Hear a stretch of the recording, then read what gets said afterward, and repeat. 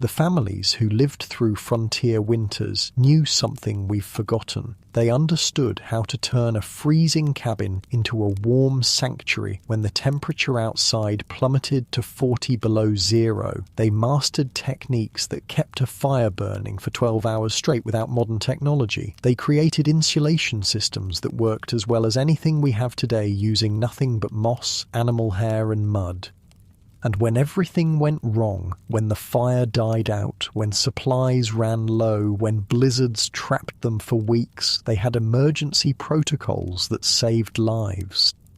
In our modern world of central heating, electric blankets, and weather apps, we've lost touch with what it took to actually survive a winter night when failure meant death before dawn. How did these frontier families do it? What engineering marvels did they create out of logs and stone? And why do we know so little about these incredible survival systems that kept our ancestors alive? Hey, quick thing before we start. If you actually listen to these regularly, hit like or subscribe. I always wonder where everyone's at, so comment your city and what time it is. Alright, tonight it's the Montana frontier, 1880s. But hold on, get comfortable first. I mean it. Adjust your pillows, pull up that blanket, because where we're going, you're gonna want to be cozy. The first thing that hits you is the cold on your face. Brutal, sharp, like someone slapping you awake. Your eyes snap open to the pre-dawn darkness of a Montana winter morning in 1883. The temperature outside is 30 degrees below zero, and inside the cabin it's not much warmer. Your nose and cheeks sting from exposure while the rest of your body remains buried under a pile of quilts, fur, and whatever else the Morrison family could find to layer on the beds. Beside you, your younger siblings are still huddled in sleep, their breath forming tiny clouds that hang in the frigid air. The night's fire has died down to just a few glowing embers, barely visible in the cast-iron stove across the small cabin. Those embers are life itself. If they've gone out completely during the night, the family is in serious trouble. Not like your cozy bed right now, where the worst thing that happens if your heat stops working is an uncomfortable night and maybe a call to the repair service. For the Morrisons and thousands of frontier families like them, a failed heating system during a Montana winter could mean death by morning. Thomas Morrison, your father, is already moving. You hear the creak of his bed as he rises, followed by the soft thud of his feet hitting the plank floor. Unlike your warm bed right now, his feet are landing on boards that feel like ice. He doesn't waste time putting on clothes. He sleeps in most of them during winter, but immediately heads for the stove, hunched against the cold, moving with practiced urgency. "Sarah," he whispers to your mother, "I need light." You can barely make out her shape as she reaches for the bedside table, where a candle and matches wait. The scratch of the match is unnaturally loud in the silent cabin, and for a moment the tiny flame illuminates her face, tired, determined, with frost caught in her eyelashes.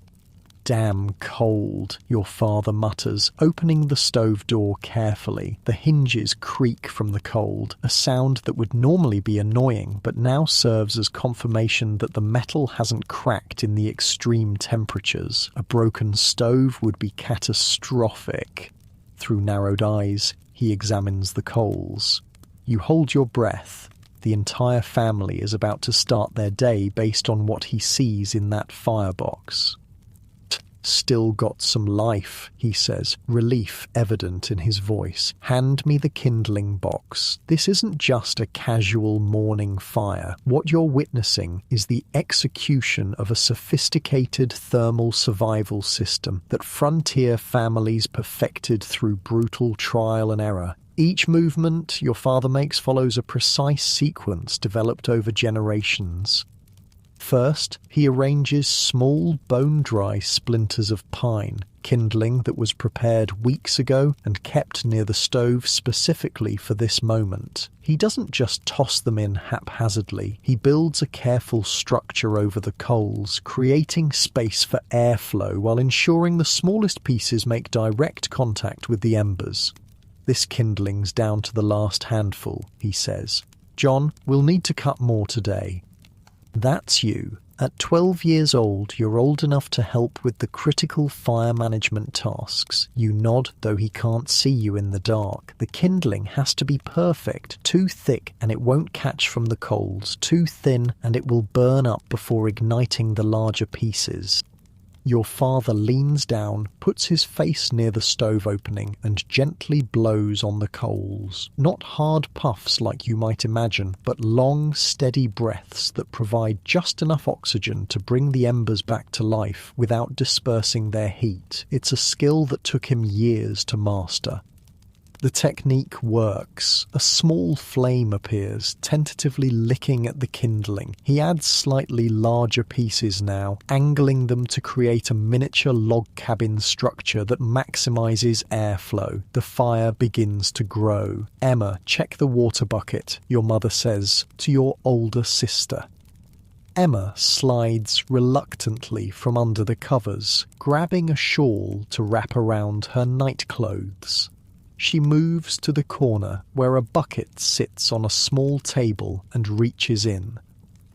Frozen solid, she reports, tapping the ice surface. All the way through, your mother sighs. We'll need to melt snow again. She gets up now too, the bed creaking as her weight leaves it. The younger children, your two little brothers and baby sister, remain bundled together, generating precious shared body heat. At ages 6, 4 and 2, they'll be kept in bed as long as possible this morning. Thomas, how's the temperature? Your mother asks, pulling a woolen dress over her nightgown without removing the nightgown first. Layers are survival. Your father doesn't need a thermometer. Decades on the frontier have made his body a precise measuring instrument. It must have hit 40 below during the night, coldest yet this winter. Colder than last February? She asks, referring to a particularly brutal cold snap that froze their water barrel inside the house and killed the neighbour's cow in its barn. Not quite that bad, he says, but it's only January. We've got the worst still ahead. He's building up the fire now, adding slightly larger sticks, waiting patiently between each addition. Too much wood too quickly would smother the fragile flames. This daily fire-starting ritual isn't just about comfort, it's the difference between life and death.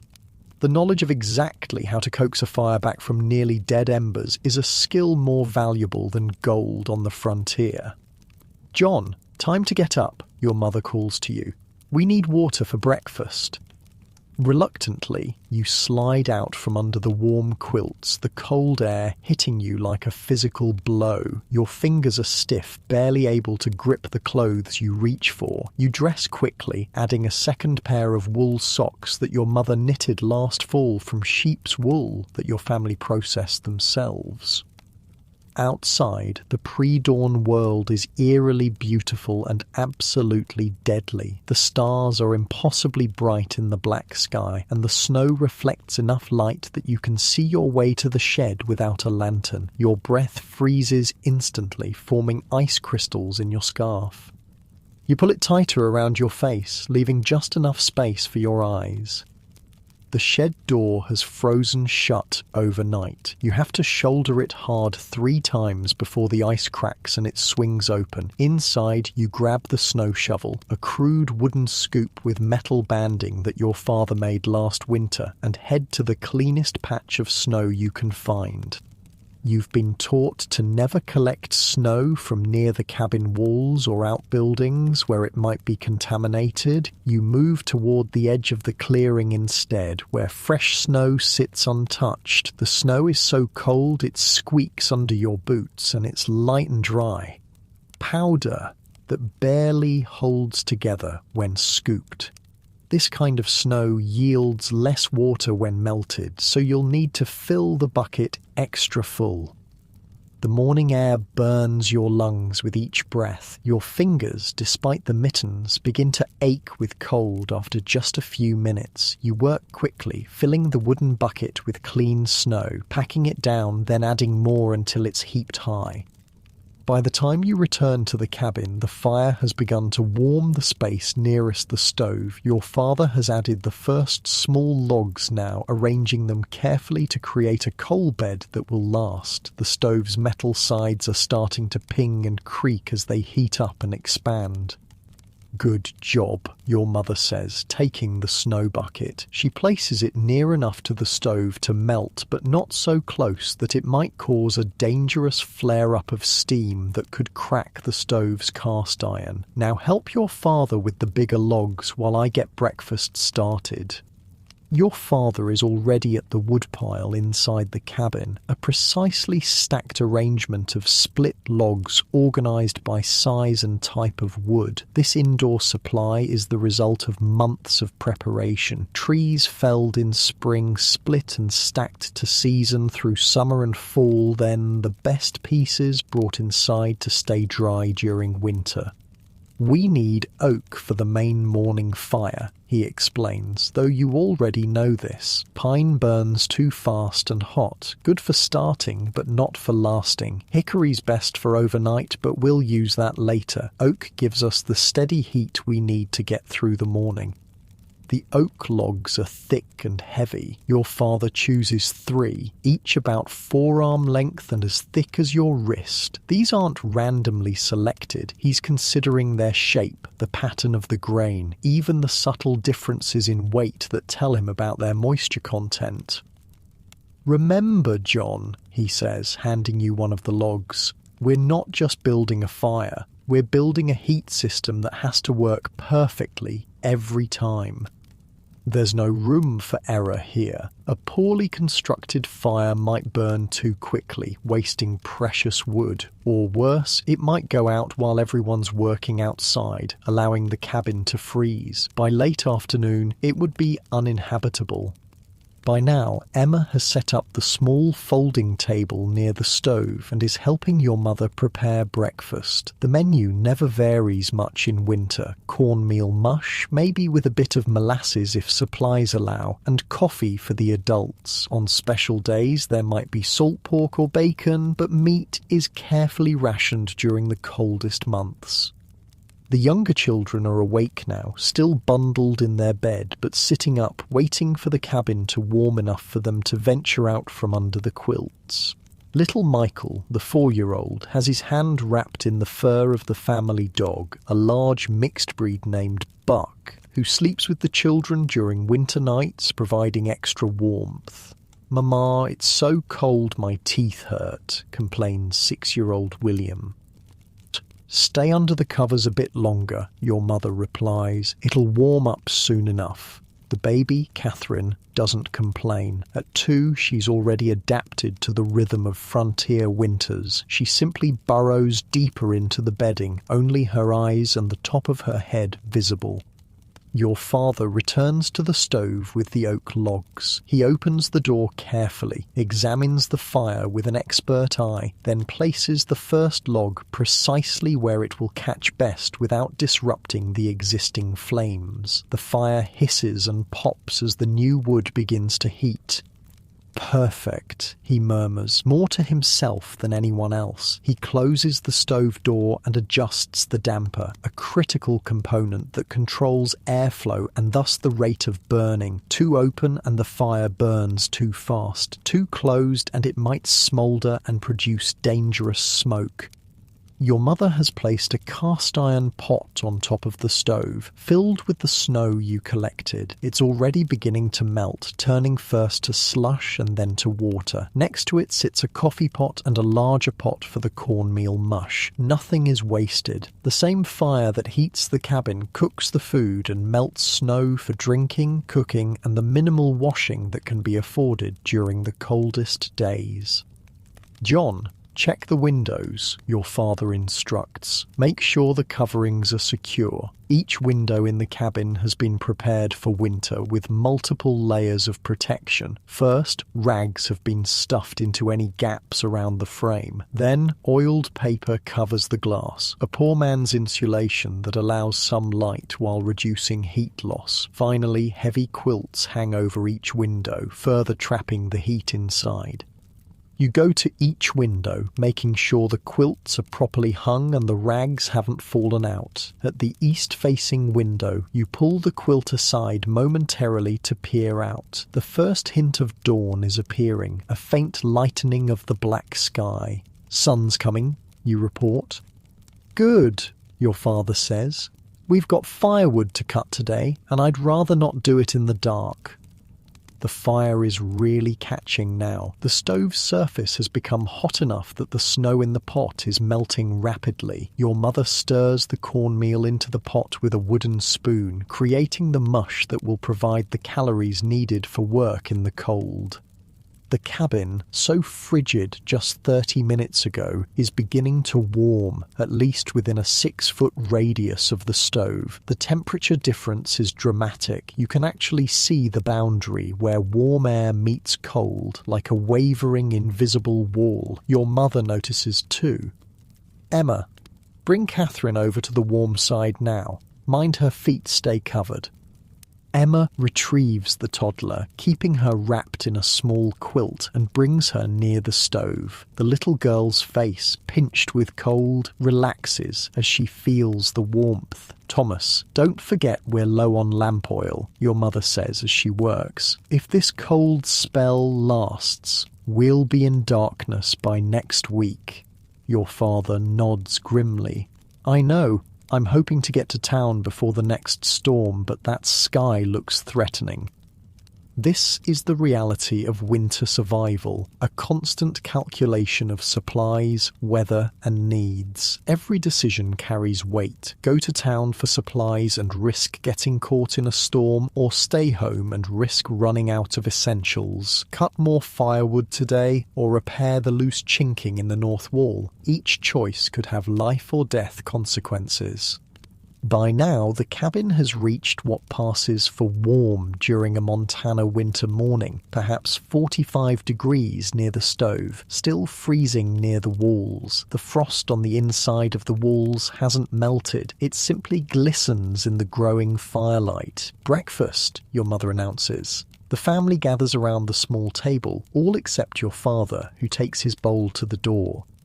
I need to check the animals, he says, pulling on his heavy coat, a fur-lined canvas garment that reaches to his knees. It's too cold for them to be in the lean-to, your mother protests. Bring the chickens inside, the cow too if you have to. He shakes his head. Cow's too big for the cabin door, but I've got her well wrapped in the barn. I banked extra hay against the walls last night. Chickens might have to come in though. With that, he opens the door and steps out, letting in a blast of Arctic air that cuts through the cabin's hard-won warmth. He closes it quickly behind him. The rest of you eat quickly, the hot cornmeal warming you from the inside. There's no talking during meals in winter. It wastes heat and time. Every calorie counts. Every moment of exposure to the cold requires energy the body needs for survival. John, when you're done, help me prepare the heated stones, your mother says between bites. The heated stones are another crucial part of the frontier thermal management system. Fist-sized rocks collected from the creek bed in summer are kept near the stove. Throughout the day, they absorb heat from the fire. At night, they're wrapped in rags and placed in the beds, providing hours of gentle warmth. You select 4 stones from beside the stove, using a rag to protect your hands from their heat. They're almost too hot to handle, which is perfect. They'll stay warm until midday if properly wrapped. Your mother expertly bundles each stone in several layers of cloth. First, a thin cotton rag that can withstand the direct heat, then wool scraps for insulation. Finally, a piece of old blanket to hold it all together. She secures each bundle with twine. Put these in the children's beds, she instructs, one at the foot of each bed, under the quilts but not touching their skin directly. You place the heated stones as directed, carefully tucking them under the covers. Within minutes, the bedding will capture their warmth, creating pockets of heat that will last for hours. The door opens again and your father returns, carrying a wooden crate of chickens. The birds are unusually quiet, subdued by the cold. It's bad out there, he reports, setting the crate in the corner farthest from the sleeping areas. Thermometer on the barn wall broke in the night, glass shattered from the cold. Your mother looks up sharply. And the cow? She's alive but shivering badly. I gave her extra feed and stuffed more hay around her. I'll check again in an hour. He stamps his feet, knocking snow from his boots. The well's frozen solid. We'll be melting snow for at least a week, I reckon. This news lands heavily. Melting snow for all water needs, drinking, cooking, minimal washing, requires significant firewood. It's an added strain on already carefully managed resources. How's our wood supply looking? Your mother asks, though she already knows the answer. We've got about 8 days' worth inside, maybe another week's worth in the covered stack by the barn. He removes his coat, hanging it on a peg where the frost on its surface will melt near the stove's heat. We'll need to cut more today, no matter what. The reality of frontier winter survival becomes clear in this moment. There is no rest, no day off, no break from the constant work of staying alive. Every day requires specific, critical tasks that cannot be postponed. Your father sits at the table now, quickly eating his cornmeal mush, which has already cooled considerably in the brief time he was outside. He doesn't complain. Cold food is just another reality of winter life. John and I will head out to cut wood as soon as it's fully light, he says between bites.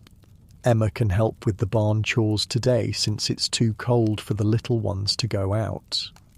At 15, Emma is considered old enough to handle most adult tasks. She nods, though she clearly isn't looking forward to venturing into the killing cold. I'll need to repack the snow banked against the north wall, your father continues. It's drifted away and I can feel the draft coming through. The snowbank is another ingenious part of frontier insulation systems. Piling snow against the cabin walls creates an additional barrier against the wind and helps insulate the structure, but it requires constant maintenance, especially after windy nights. What about the ice on the roof? Your mother asks. Is it building up near the chimney again? Your father nods grimly. I'll have to clear it before we go for wood. Can't risk it melting and damming up if we get a warm spell. Ice dams are a serious threat to cabin survival. If snow on the roof melts from chimney heat, then refreezes at the edges, it can create a dam that traps more snowmelt, eventually forcing water under the shingles and into the cabin. A leaking roof in winter could be catastrophic. The sky outside is lightening now, the darkness giving way to a grey dawn. The temperature will rise slightly with the sun, perhaps to -20 if you're lucky, making outdoor work marginally less dangerous.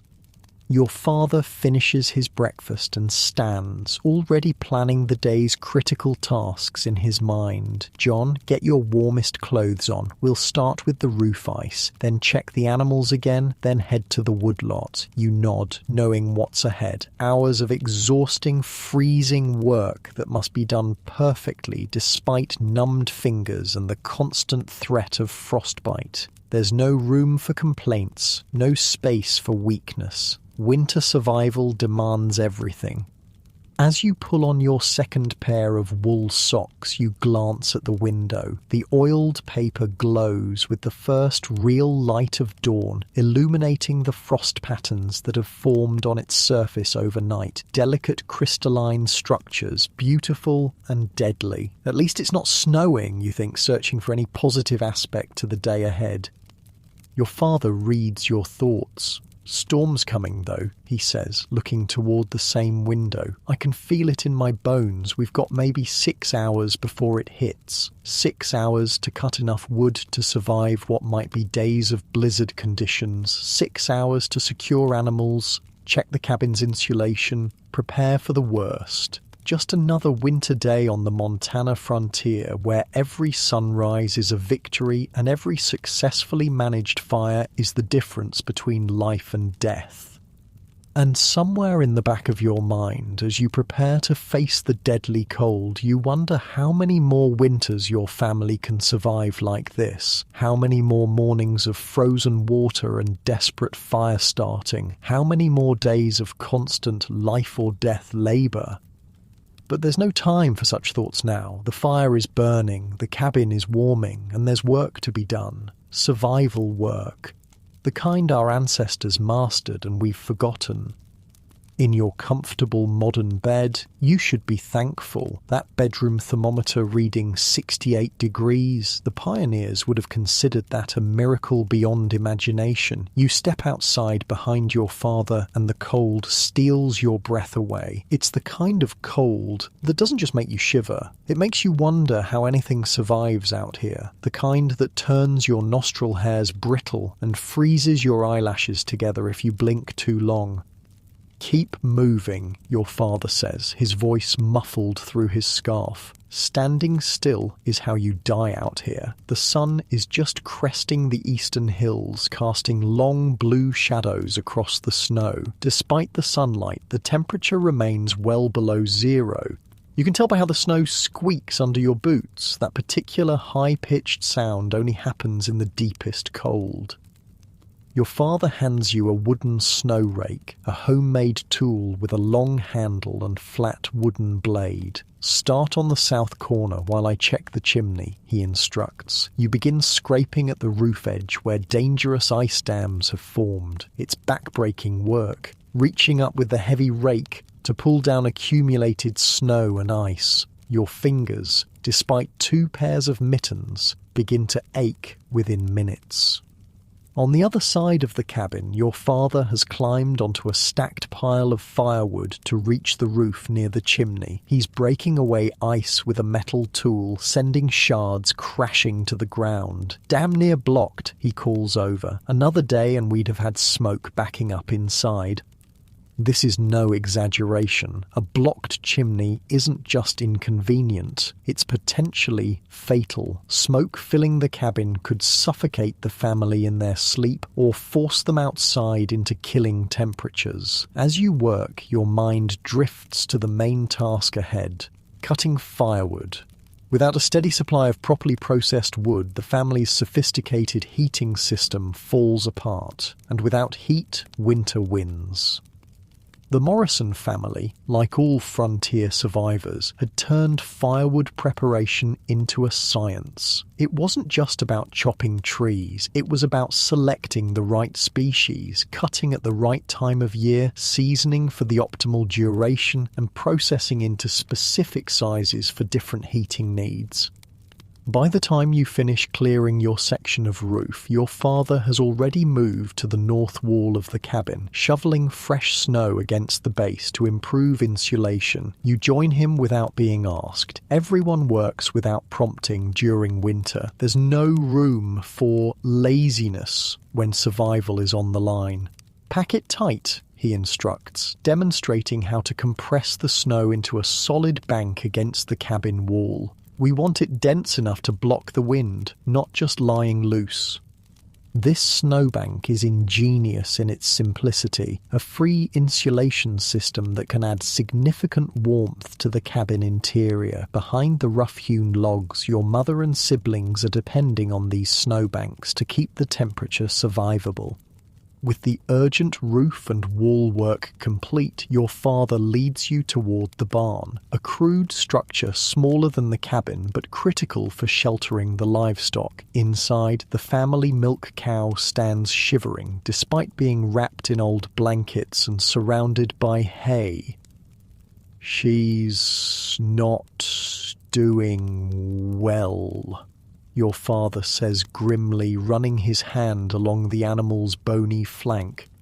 Another night this cold might finish her.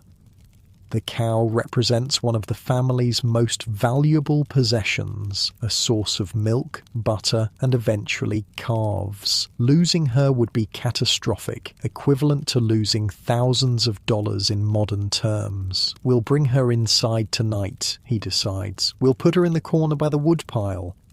This is an extreme measure, bringing livestock into the family living space. The cabin is already cramped with 9 people. Adding a 1,000-pound cow means even less space and the mess that comes with it. But the alternative, losing the animal, is unthinkable.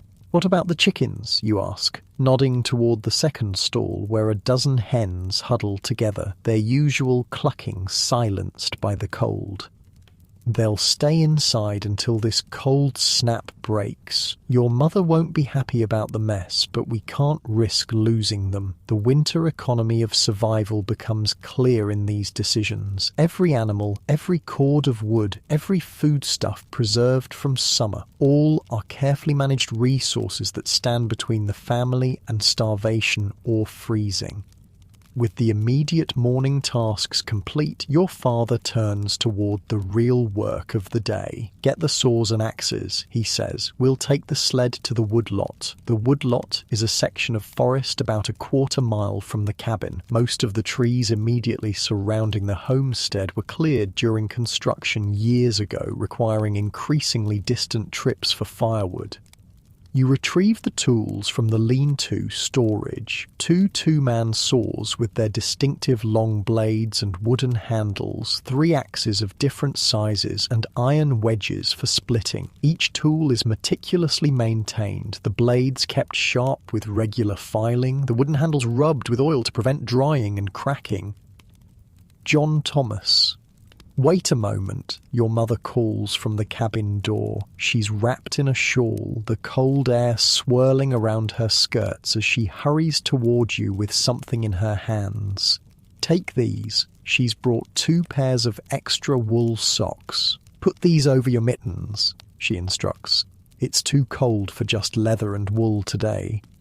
This layering technique, wool socks over mittens, provides crucial additional protection for extremities most vulnerable to frostbite. The improvised system works better than any single pair of gloves available at the time. And take this, she adds, handing over a small tin. Inside is a mixture of bear grease and beeswax. For your faces, don't want your skin cracking open. You and your father obediently smear the strong-smelling substance over your exposed skin. It's greasy and unpleasant, but it creates a barrier that helps prevent the brutal combination of cold air and wind from damaging exposed skin. We'll be back before sunset, your father promises. Keep the fire steady. Your mother nods, understanding the subtext of his words. If you aren't back by dark, something has gone very wrong, and she'll need to make difficult decisions about managing the fire with the limited indoor wood supply. The wooden sled waits beside the barn, a sturdy homemade construction with runners made from curved oak designed to haul heavy loads of wood across snow. In summer, the same wood would be transported by wagon, but snow actually makes the work easier, reducing friction for heavy loads. Your father harnesses himself to the sled using leather straps crossed over his shoulders. You'll help pull too once the sled is loaded with wood. For now, you walk alongside, carrying the smaller tools while your father drags the heavier saws on the empty sled.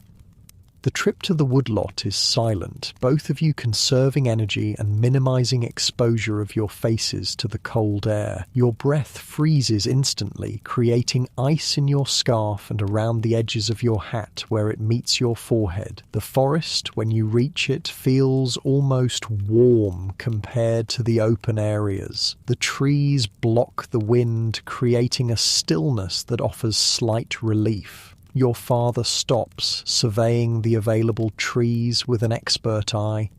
"We need a mix today," he says, his words forming thick clouds in the air. Oak for steady heat, hickory for overnight, and some pine for quick morning fires. He's not just randomly selecting trees. He walks from one to another, examining them, sometimes knocking against the trunks with the back of his axe. "This oak's been dead about 2 years," he says, pointing to a medium-sized tree with no bark on its lower trunk. "That's perfect for us, already partially seasoned but still sound." This is frontier forestry knowledge passed down through generations. A living tree contains too much moisture to burn efficiently. A tree dead too long becomes punky and rotten, burning too quickly with little heat. But a tree dead for 1 to 3 years offers ideal firewood, naturally dried but still dense with potential energy. "We'll take this one first," he decides, positioning himself on one side of the tree. "Get on the other end of the saw." The two-man crosscut saw is a marvel of engineering, a flexible steel blade with specially designed teeth that cut in both directions. You take your position opposite your father, gripping the wooden handle. "Remember," he says, "let the saw do the work. Don't force it or you'll bind the blade. Long, steady strokes." This is another skill where precision matters more than strength. A properly used saw, even in the hands of a 12-year-old boy, can cut efficiently through hardwood, but poor technique can exhaust even the strongest man and risk damaging expensive tools that can't be easily replaced on the frontier. You begin the rhythmic work, pulling and pushing the saw through the frozen wood. Despite the bitter cold, you soon warm from the exertion, steam rising from your bodies. "Your grandfather could cut a cord a day by himself," your father says during a brief pause to catch his breath. "Even in his 60s, he outworked men half his age." "How'd he do that?" you ask, genuinely curious about this legendary woodcutter. "He understood wood," comes the simple reply. "Knew which trees to take, how to fell them to save work, how to split along the grain instead of fighting it. Said a smart man does half the work of a strong, foolish one." This is more than just a story about your grandfather. It's a lesson in frontier efficiency, when every calorie burned requires food that might be in short supply, and when every hour of daylight is precious, working smart becomes as important as working hard. The tree begins to creak as you near the end of the cut, the weight of the trunk creating pressure on the saw. "Careful now," your father warns. "It's starting to lean. Step back when I tell you." Felling trees is one of the most dangerous tasks on the frontier. A miscalculation can mean being crushed beneath hundreds of pounds of falling timber, with no doctor for 50 miles and temperatures that would ensure death before help could arrive. "Back," he shouts as the tree makes a sharp cracking sound. You both step quickly away, moving perpendicular to the fall line. The massive oak seems to hesitate for a moment, then surrenders to gravity, crashing through smaller branches on its way down. The impact when it hits the ground sends a shudder through the frozen forest floor. "Good," your father says with satisfaction. "Fell clean, no hanging branches." Now begins the real labour, transforming this giant tree into precisely sized pieces of firewood that will fit the cabin's stove. The trunk must be cut into sections, those sections split into manageable pieces, and all of it loaded onto the sled and hauled back to the homestead. "Let's bucket into stove lengths," your father says, referring to the process of cutting the fallen trunk into sections.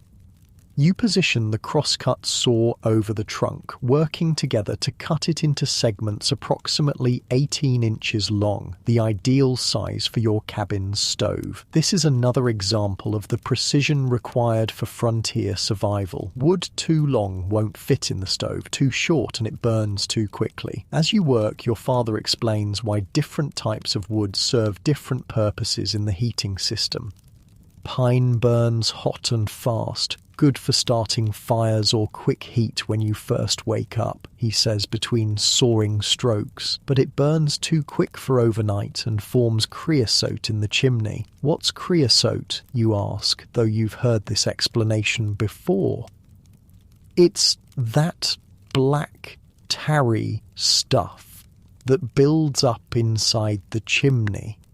If we burned only pine, we'd have to clean the chimney every 2 weeks or risk a fire that could burn down the whole cabin. This knowledge, understanding the burning properties of different woods and their secondary effects, is life or death information on the frontier. Oak, he continues, burns slower, makes good coals that last, and hickory's the best for overnight. Dense, burns slow and hot. A good hickory log can hold coals till morning if you bank it right. By banking, he means the technique of arranging logs and controlling airflow to maintain a slow, steady burn through the night. It's yet another critical skill that frontier families mastered through necessity. The conversation pauses as you finish cutting a section. Your father sets aside the saw and picks up an axe. Now for splitting, he says. Watch how I place the wedge. Split wood burns more efficiently than round logs, offering more surface area for the fire to consume, but splitting requires understanding how wood grain works and where to place tools for maximum effect with minimum effort.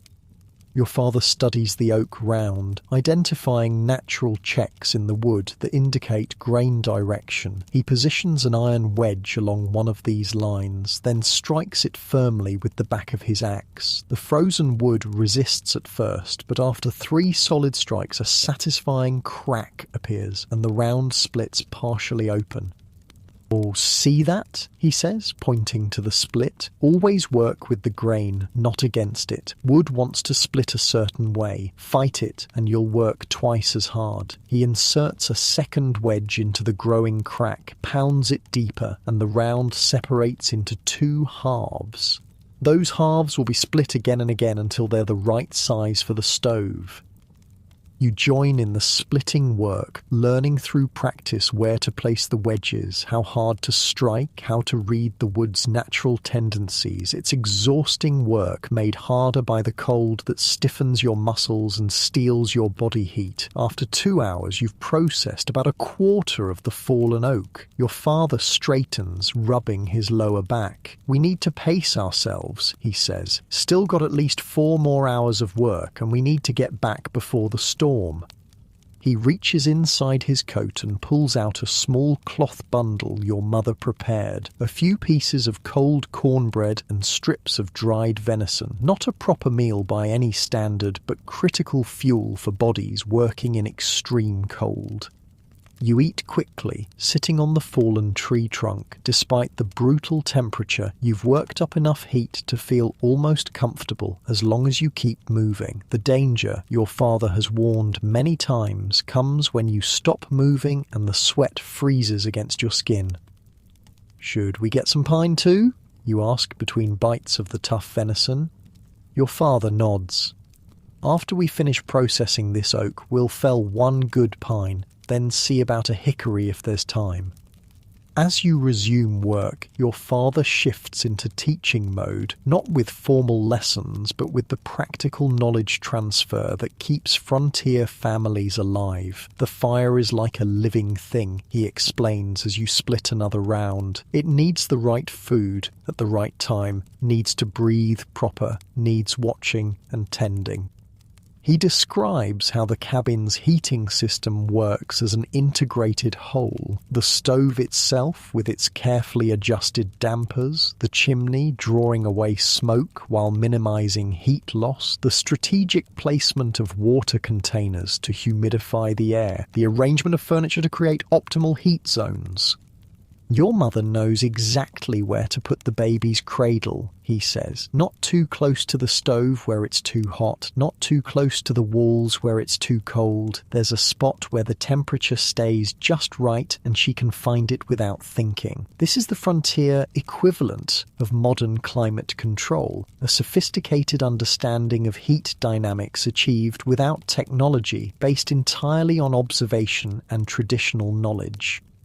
By mid-morning, you've processed the entire oak tree into perfectly sized firewood, stacked neatly on the sled. Your father selects a dead pine next, and together you fell it and cut it into sections. Pine is significantly easier to split than oak, and the work goes quickly. "Oh, storm's coming faster than I thought," your father says suddenly, looking up at the sky visible through the tree branches. The clear blue of early morning has given way to a flat grey, and the wind is picking up, creating an ominous whistling through the forest canopy. "We'll skip the hickory," he decides. "What we've got we'll have to do. Let's get this loaded and head back." You help arrange the split wood on the sled, stacking it carefully to maximize the load while keeping it balanced. When finished, the pile stands 4 feet high, secured with rope to prevent logs from falling off during transport. That's about half a cord, your father estimates. Should last us 4 days if we're careful. Both of you harness yourselves to the loaded sled using the leather shoulder straps. The weight is substantial, several hundred pounds of dense hardwood, but the well-designed runners slide relatively easily over the packed snow. The return journey is much slower than the outbound trip. The loaded sled requires constant attention to prevent it from sliding sideways on slopes or digging into softer snow patches. By the time the cabin comes into view, the wind has increased dramatically, driving fine snow particles that sting any exposed skin. "Just in time," your father says, nodding toward the western sky that has darkened to an ominous purple-grey. "Blizzard within the hour, I'd wager." Your mother meets you at the cabin door, relief evident on her face. "Was getting worried," she says simply, helping unfasten the harness straps from your shoulders. "Storm's coming fast. How's the fire?" your father asks immediately, always the first concern. "Burning steady. Emma's been tending it just like you showed her." Inside, the cabin has reached what passes for comfortable warmth, perhaps 50 degrees near the stove, still cold enough to see your breath near the walls. Emma stands by the stove, carefully adjusting a log with the iron poker. At 15, she's already fully capable of managing the critical fire. "Good work," your father tells her, inspecting the firebox. "Coal bed's perfect." This is high praise in a world where fire management equals survival. Emma beams with pride despite her exhaustion from tending both fire and younger siblings all morning. "We need to get this wood stacked before the storm hits," your father says, already turning back towards the door. "John, you stack inside. I'll hand it through." The next half hour is a flurry of activity as the precious firewood is transferred from the sled to the indoor stack. Each piece is briefly inspected for snow or ice and brushed clean. Introducing moisture to the indoor wood supply could compromise its burning quality. The indoor woodpile grows steadily against the wall farthest from the stove, but still well inside the warm zone where the wood can continue drying. The stack isn't haphazard. The pieces are arranged by type and size, with pine kept separate from oak and the driest pieces positioned for easy access. "That's the last of it," your father announces, handing through the final armload as the wind outside reaches a howling pitch. He steps inside quickly, closing the door against the swirling snow. Storm's here. The family has accomplished the essential task just in time, securing enough firewood to survive what might be days of blizzard conditions. It wasn't just luck or hard work, it was the application of generations of knowledge about forests, tools, wood properties, and weather prediction. Your father moves to the stove, opening the door to check the fire. The interior glows orange-red, with a perfect bed of coals underneath partly burned logs. He adjusts the damper slightly, reducing airflow to slow the burn rate. "Now we can ride out the storm," he says with satisfaction. "We've got heat, water, and food under our roof. That's all we need."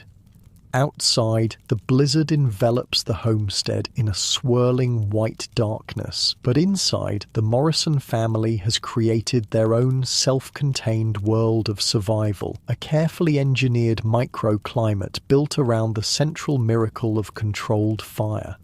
As you warm your still cold hands near the stove, you realise that what you've witnessed and participated in today isn't just chores or work, it's the sophisticated thermal engineering that keeps frontier families alive through winters that would kill the unprepared within hours.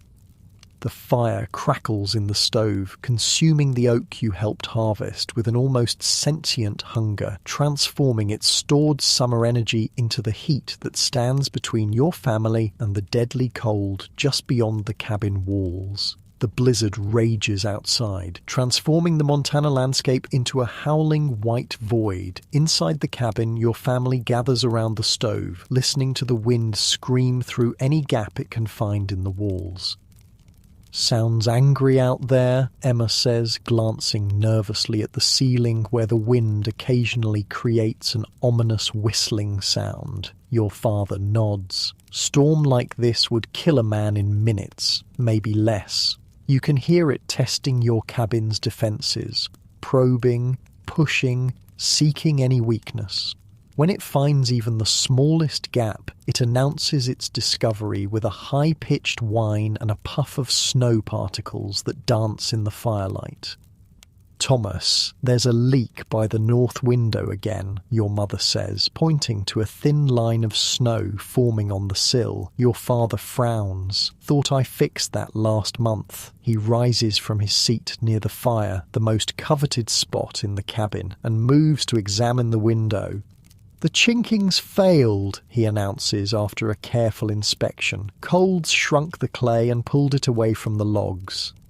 This isn't just an annoyance. It's a potentially serious breach in the cabin's thermal envelope that could significantly impact the family's ability to maintain survivable temperatures. Every bit of heat that escapes means more precious firewood consumed. "We'll need to remix a batch," he says, turning to your mother. "Sarah, do we still have some of that animal hair saved?" "A small bag in the storage chest," she confirms. "Not much, though. We used most of it on the east wall last month."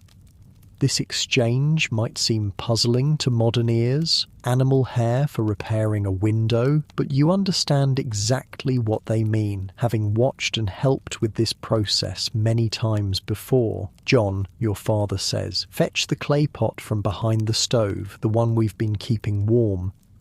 You retrieve a small clay container that sits in the zone of secondary heat, not directly next to the stove where it might dry out completely, but close enough to keep its contents from freezing. Inside is a mixture of clay soil collected from the creek bed during summer and stored specifically for winter repairs. Your mother opens a small leather pouch containing what looks like a jumbled mess of fur, hair, and wool fibers, collected remnants from butchered animals, shed livestock hair, and even human hair saved from haircuts. Nothing is wasted in frontier survival. "Emma, bring me the ash bucket," your father instructs. The systems at work here represent centuries of evolved knowledge about insulation, techniques passed down through generations and refined through brutal trial and error. What your family is preparing is a specialized form of chinking, the material used to seal gaps between logs in cabin construction. Basic chinking might just be clay or mud, but experienced frontier families created sophisticated mixtures that offered superior insulation and durability. The combination of clay, which provides bulk and adhesion, wood ash, which makes the mixture more fire resistant and helps it set, And animal hair, which acts as a binding fibre like rebar in concrete, creates a remarkably effective sealant. Need to get the consistency right, your father mutters, mixing the components in a small wooden bowl. Too wet and it'll freeze before it sets. Too dry and it won't stick. This knowledge, exactly how to prepare repair materials that will function in sub-zero temperatures, is another example of the sophisticated engineering that frontier survival required. It's not written in books, it's passed through direct instruction and experience. "I'll hold the lantern," your mother offers, lifting the coal oil lamp from the table. Extra light is needed for precise work, especially near the darker edges of the cabin. Your father applies the chinking mixture with expert hands, pressing it firmly into the gap where the original material has failed. His fingers, rough and cracked from years of such work, smooth the surface with practiced efficiency. "This should hold," he says, stepping back to examine his work, at least until the temperature rises enough for a proper repair. The entire process took less than 15 minutes, but it represents a critical maintenance task that prevents heat loss. In a modern home, a small draft might go unnoticed or be considered a minor inconvenience. In a frontier cabin during a Montana winter, it could be the difference between survival and death. Your father returns to his place by the stove, warming his hands that have cooled during the repair work. The howling of the wind seems to intensify, as if the storm is frustrated by the family's defences. "Remember the Andersons' place?" he asks, directing the question to your mother. "Winter of 78? She nods grimly. "Poor construction. Walls might as well have been made of cheesecloth." "What happened to them?" Emma asks, leaning forward with curiosity. Your parents exchange a look, silently debating how much to share with the children. Finally, your father speaks. "They didn't make it through February," he says simply. "Found them all huddled together in the corner. Fire had gone out days earlier from what we could tell." The cabin falls silent except for the crackling of the fire and the storm's persistent howling. The Andersons' tragedy, an entire family frozen to death in their inadequately insulated cabin, serves as a stark reminder of what's at stake. "That's why I'm always fussing about proper chinking and insulation," your father continues after a moment. "It's not just about comfort, it's life and death out here." Little Michael, who has been quietly playing with wooden blocks near the stove, looks up with wide eyes. "Are we going to freeze too, Papa?" "No, son," your father assures him firmly. "Our cabin is strong and tight. Your mama and I made sure of that when we built it." This is no empty boast. The Morrison cabin represents the culmination of frontier insulation knowledge, techniques developed over generations of harsh winter survival. "Tell us about building the cabin again," William requests, always eager for stories. Your father settles back, warming his hands over the stove. "Well, we didn't just slap some logs together and call it done, that's for certain. What follows is not just a story, but a lesson in frontier construction techniques that have kept your family alive for 6 Montana winters. First thing we did," your father begins, "was choose the right trees, straight pines 16 to 18 inches thick with minimal taper, cut them in early spring when the sap was starting to run, but before full flow. Even the timing of harvest for construction logs was precisely calculated. Trees cut at the wrong time might contain too much moisture, leading to excessive shrinkage as they dried, or be more susceptible to insect infestation. We peeled the bark right away," he continues, "left them to season through summer, turning them regularly so they'd dry even." Emma, who's heard this story many times, interjects, "And you notched them with a specialized cut so they'd fit tight." Your father nods with approval. "That's right. Saddle notch on the bottom, V-notch on top. creates a self-draining joint that sheds water and doesn't collect moisture that could freeze and split the wood. This level of engineering detail in seemingly simple log construction demonstrates the sophistication hidden in frontier building techniques. Each element serves multiple purposes: structural integrity, weather resistance, and thermal efficiency. But the real secret, he continues, was the double wall construction on the north and west sides. This is the innovation your father is most proud of, a technique he learned from an old trapper who had survived 20 winters in the mountains. Standard cabins have single walls, he explains for the benefit of the younger children who might not remember the construction details. But ours has a second inner wall on the sides that take the worst weather, creates a dead air space between walls, best insulation there is. The concept of using trapped air as an insulator was understood long before modern fiberglass or foam products. Your father's double wall design created a 4-inch gap between the outer and inner log walls, which was then filled with a mixture of dried moss harvested from the forest floor. "Remember gathering all that moss, John?" he asks, turning to you with a smile. "Must have collected 100 bushels that summer."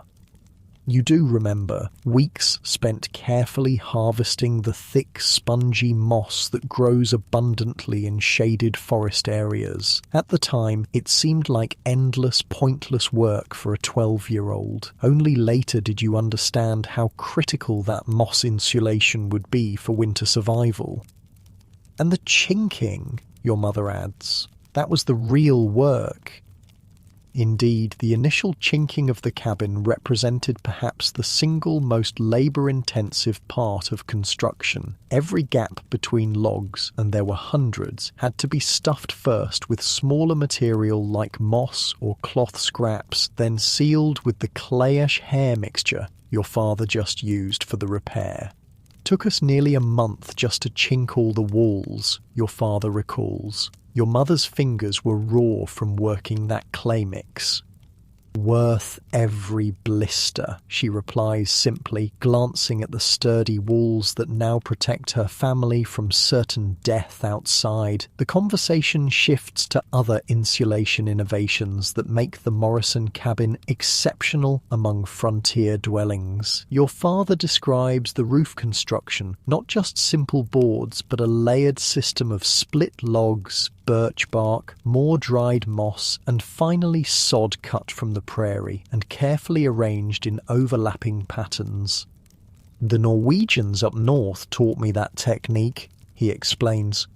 "Sod roof keeps heat in during winter, cool in during summer, and the weight presses everything together, makes it more airtight."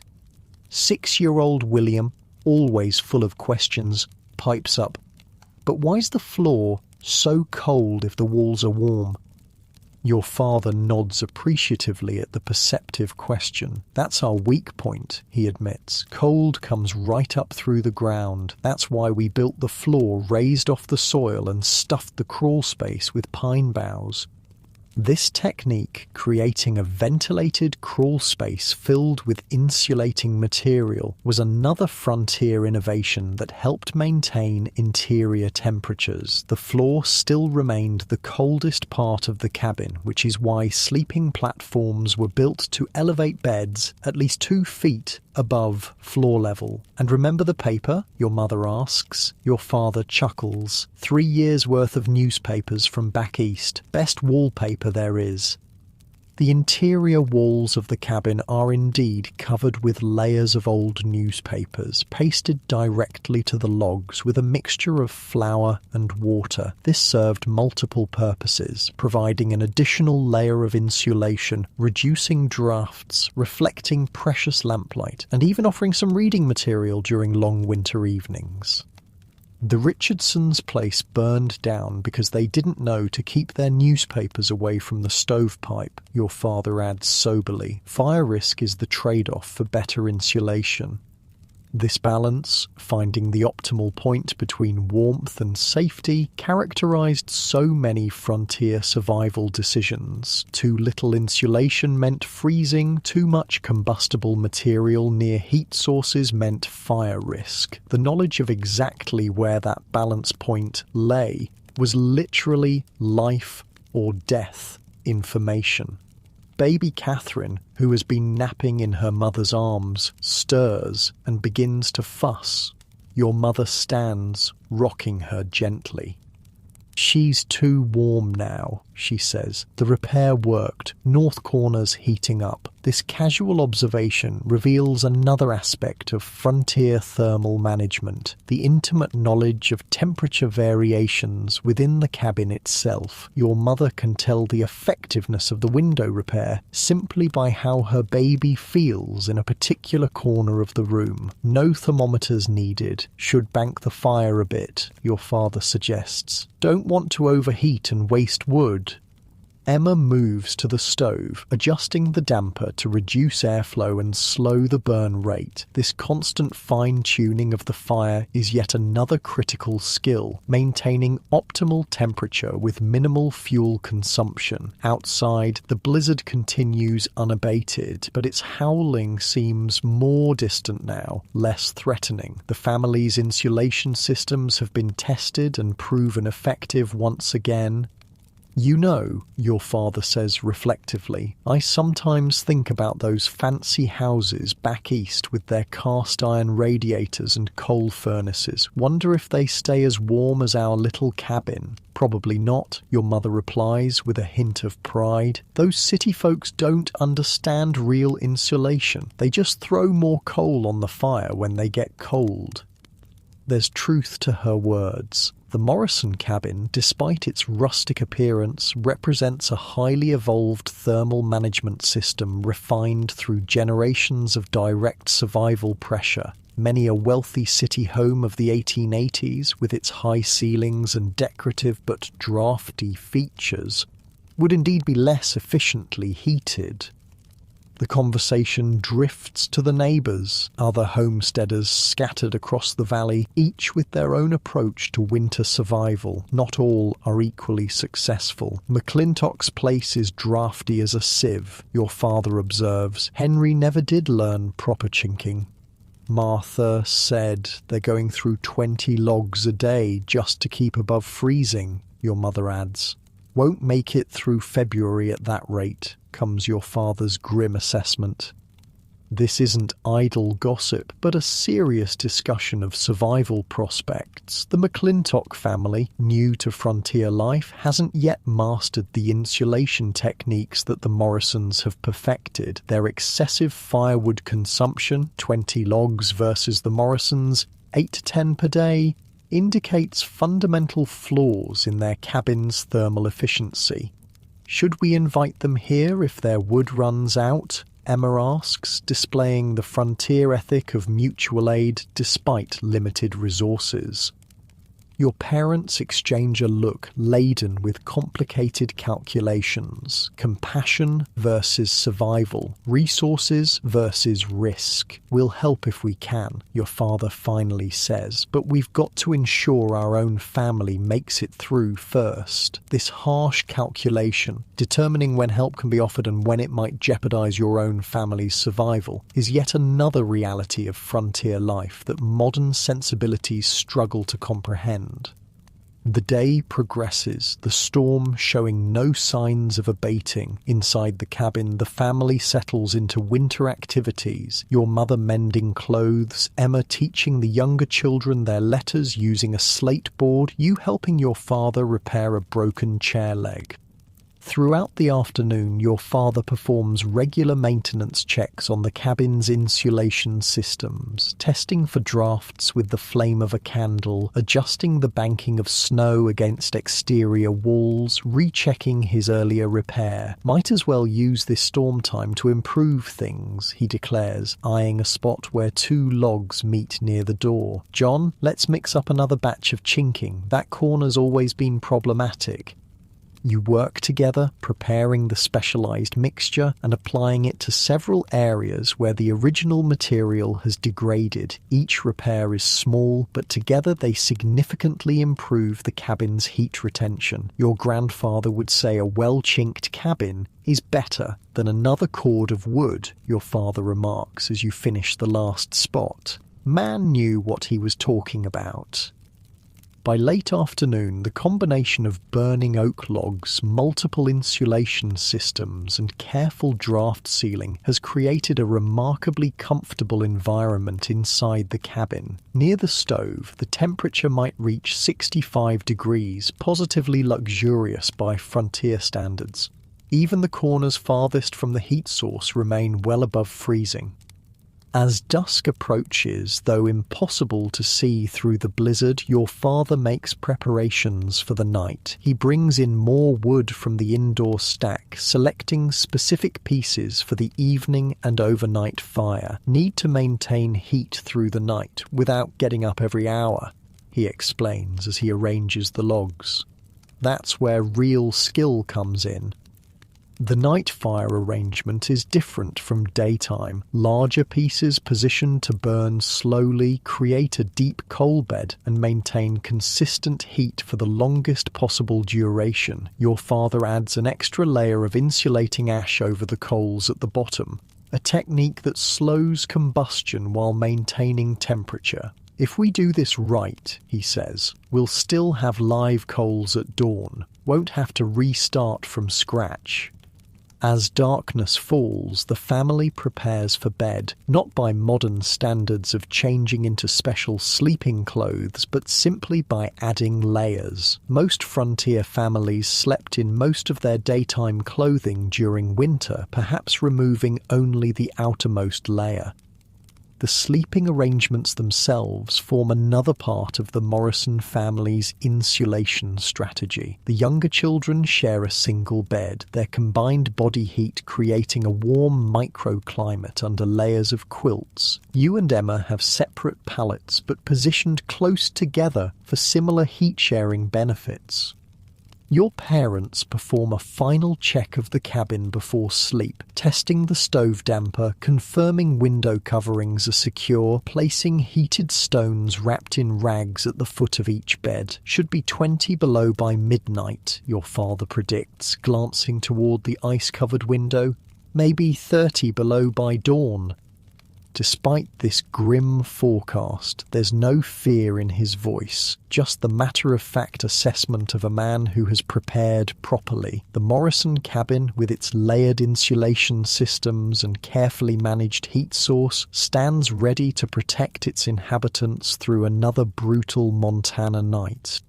As you settle into your bed, pulling the heavy quilts up to your chin, you can still hear the storm raging outside, a constant reminder of the deadly environment just beyond the cabin walls. But instead of fear, you feel a deep appreciation for the invisible systems that keep you alive. The double walls with their moss filling, the carefully crafted chinking, the layered roof, the raised floor.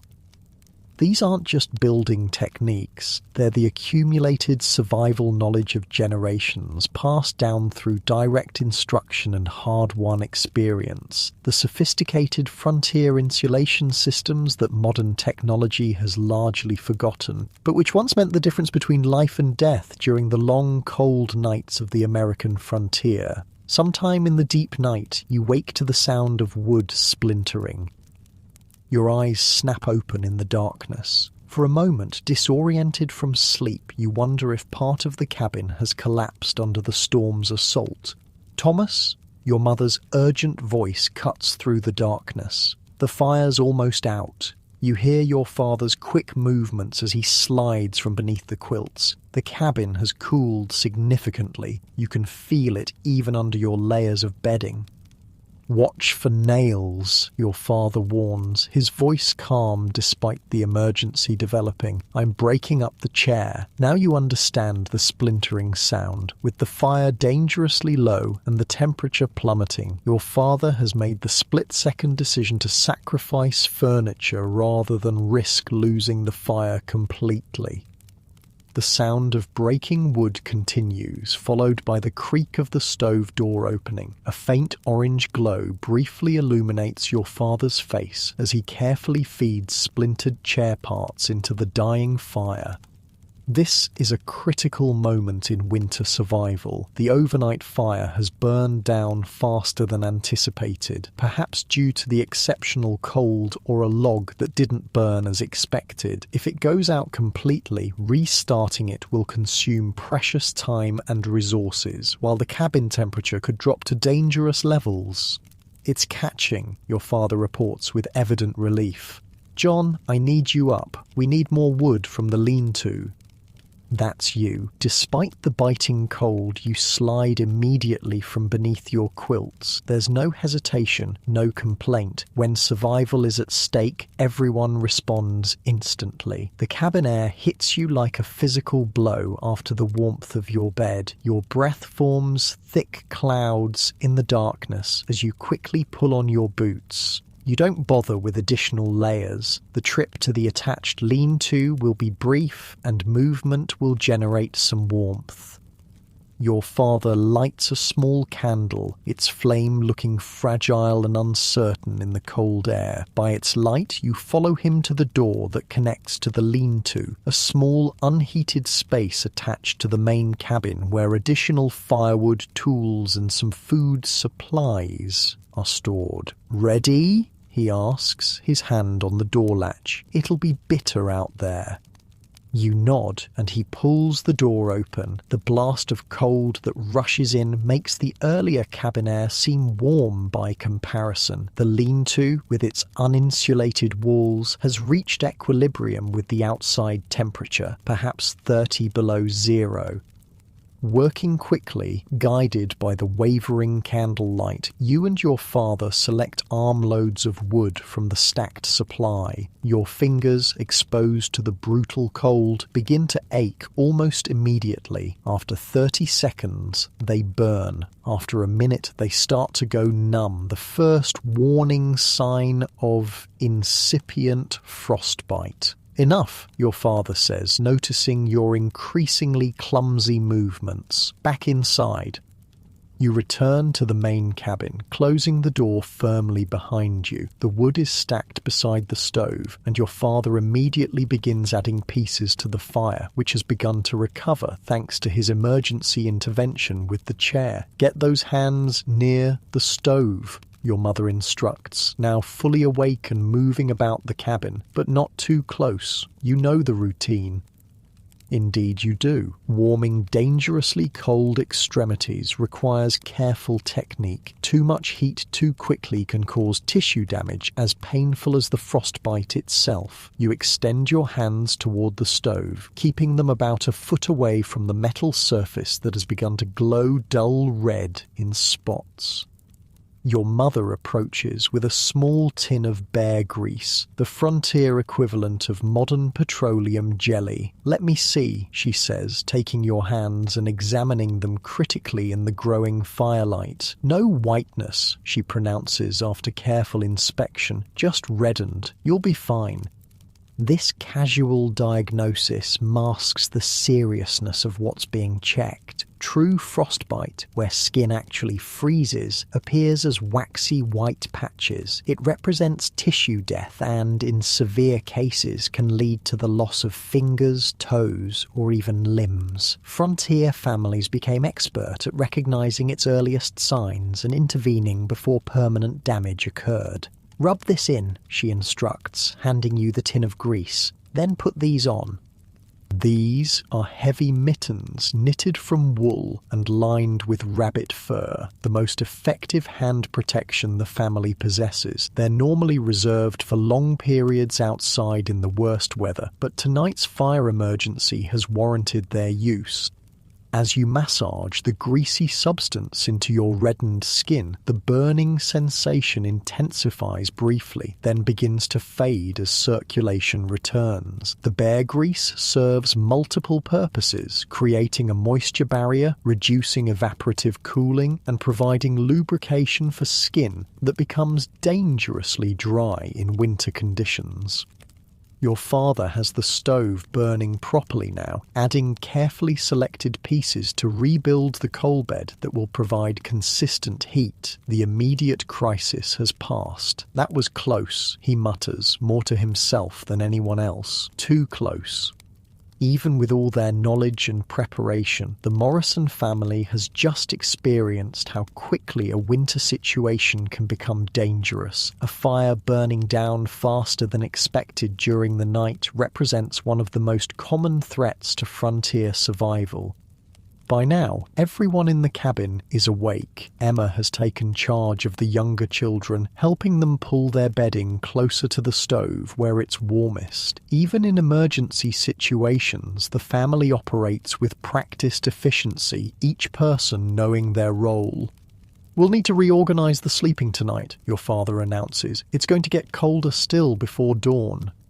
This statement carries significant weight. The family's standard sleeping arrangements, already designed for optimal heat conservation, will need enhancement to counter the exceptional cold. "Body heat shelter?" your mother asks, and your father nods. "I think so. Better safe than sorry."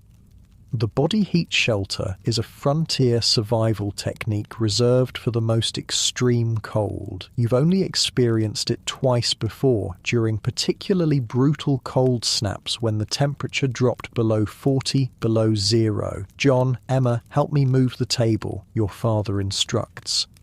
Together, you push the family's main table against the wall farthest from any windows or doors. Next, your father retrieves several spare quilts from the storage chest and, with your mother's help, begins arranging them to create a makeshift tent using the table as a support structure.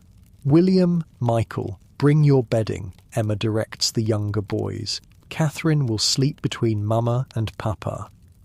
The concept behind the body heat shelter is simple but incredibly effective. By creating a small enclosed space with bodies and bedding, the family can generate and trap enough heat to maintain safe temperatures, even if the cabin's main space becomes dangerously cold. "Remember," your father reminds everyone as the shelter takes shape. "No gaps in the quilts. We want it sealed tight." The resulting structure looks primitive, essentially a table with quilts draped over it, extending to the floor on all sides, but represents sophisticated thermal engineering principles. The small enclosed volume, heat-reflective barriers, and multiple human heat sources combine to create a microclimate that can be 20-30 degrees warmer than the main cabin. "I'll stay up and tend the fire," your father decides. "The rest of you get in and keep warm." Your mother shakes her head firmly. "We'll take shifts. You need rest too." After brief negotiation, they agree to 2-hour rotations, your father taking the first watch, followed by your mother, then you and Emma sharing the final pre-dawn shift. By now, the main fire has been fully restored, the stove once again radiating precious heat, but the wind outside has intensified, driving temperatures down further and finding new ways to infiltrate the cabin's defences. "Might as well get dressed properly," your mother decides. "No point trying to sleep in just night clothes on a night like this." This initiates another critical aspect of frontier winter survival, the layering system for extreme cold. Each family member begins adding clothing layers according to a specific strategy developed through generations of trial and error. "Start with the wool," your mother reminds the younger children as she helps them dress. "Cotton kills." This stark phrase, "cotton kills," represents vital frontier knowledge that modern outdoor enthusiasts have had to relearn. Cotton garments, once wet from perspiration, lose all insulating properties and actually draw heat from the body. Wool, by contrast, maintains most of its insulating value even when damp. The base layer for everyone is wool, long underwear for the adults and older children, simple wool shirts and leggings for the younger ones. Over this goes a middle layer, typically flannel or more wool, then a heavier outer layer, even though you're indoors. "Don't forget your heads," your mother says, distributing knitted wool caps. That's where most heat escapes. This understanding of the body's heat loss patterns informed frontier clothing design long before modern thermal imaging confirmed that up to 30% of body heat can be lost through an uncovered head. The family's socks receive particular attention. Everyone puts on fresh, dry wool socks. Some hand-knitted by your mother from the family's sheep, others purchased during infrequent trips to town. Those with particularly cold, sensitive feet add a second pair.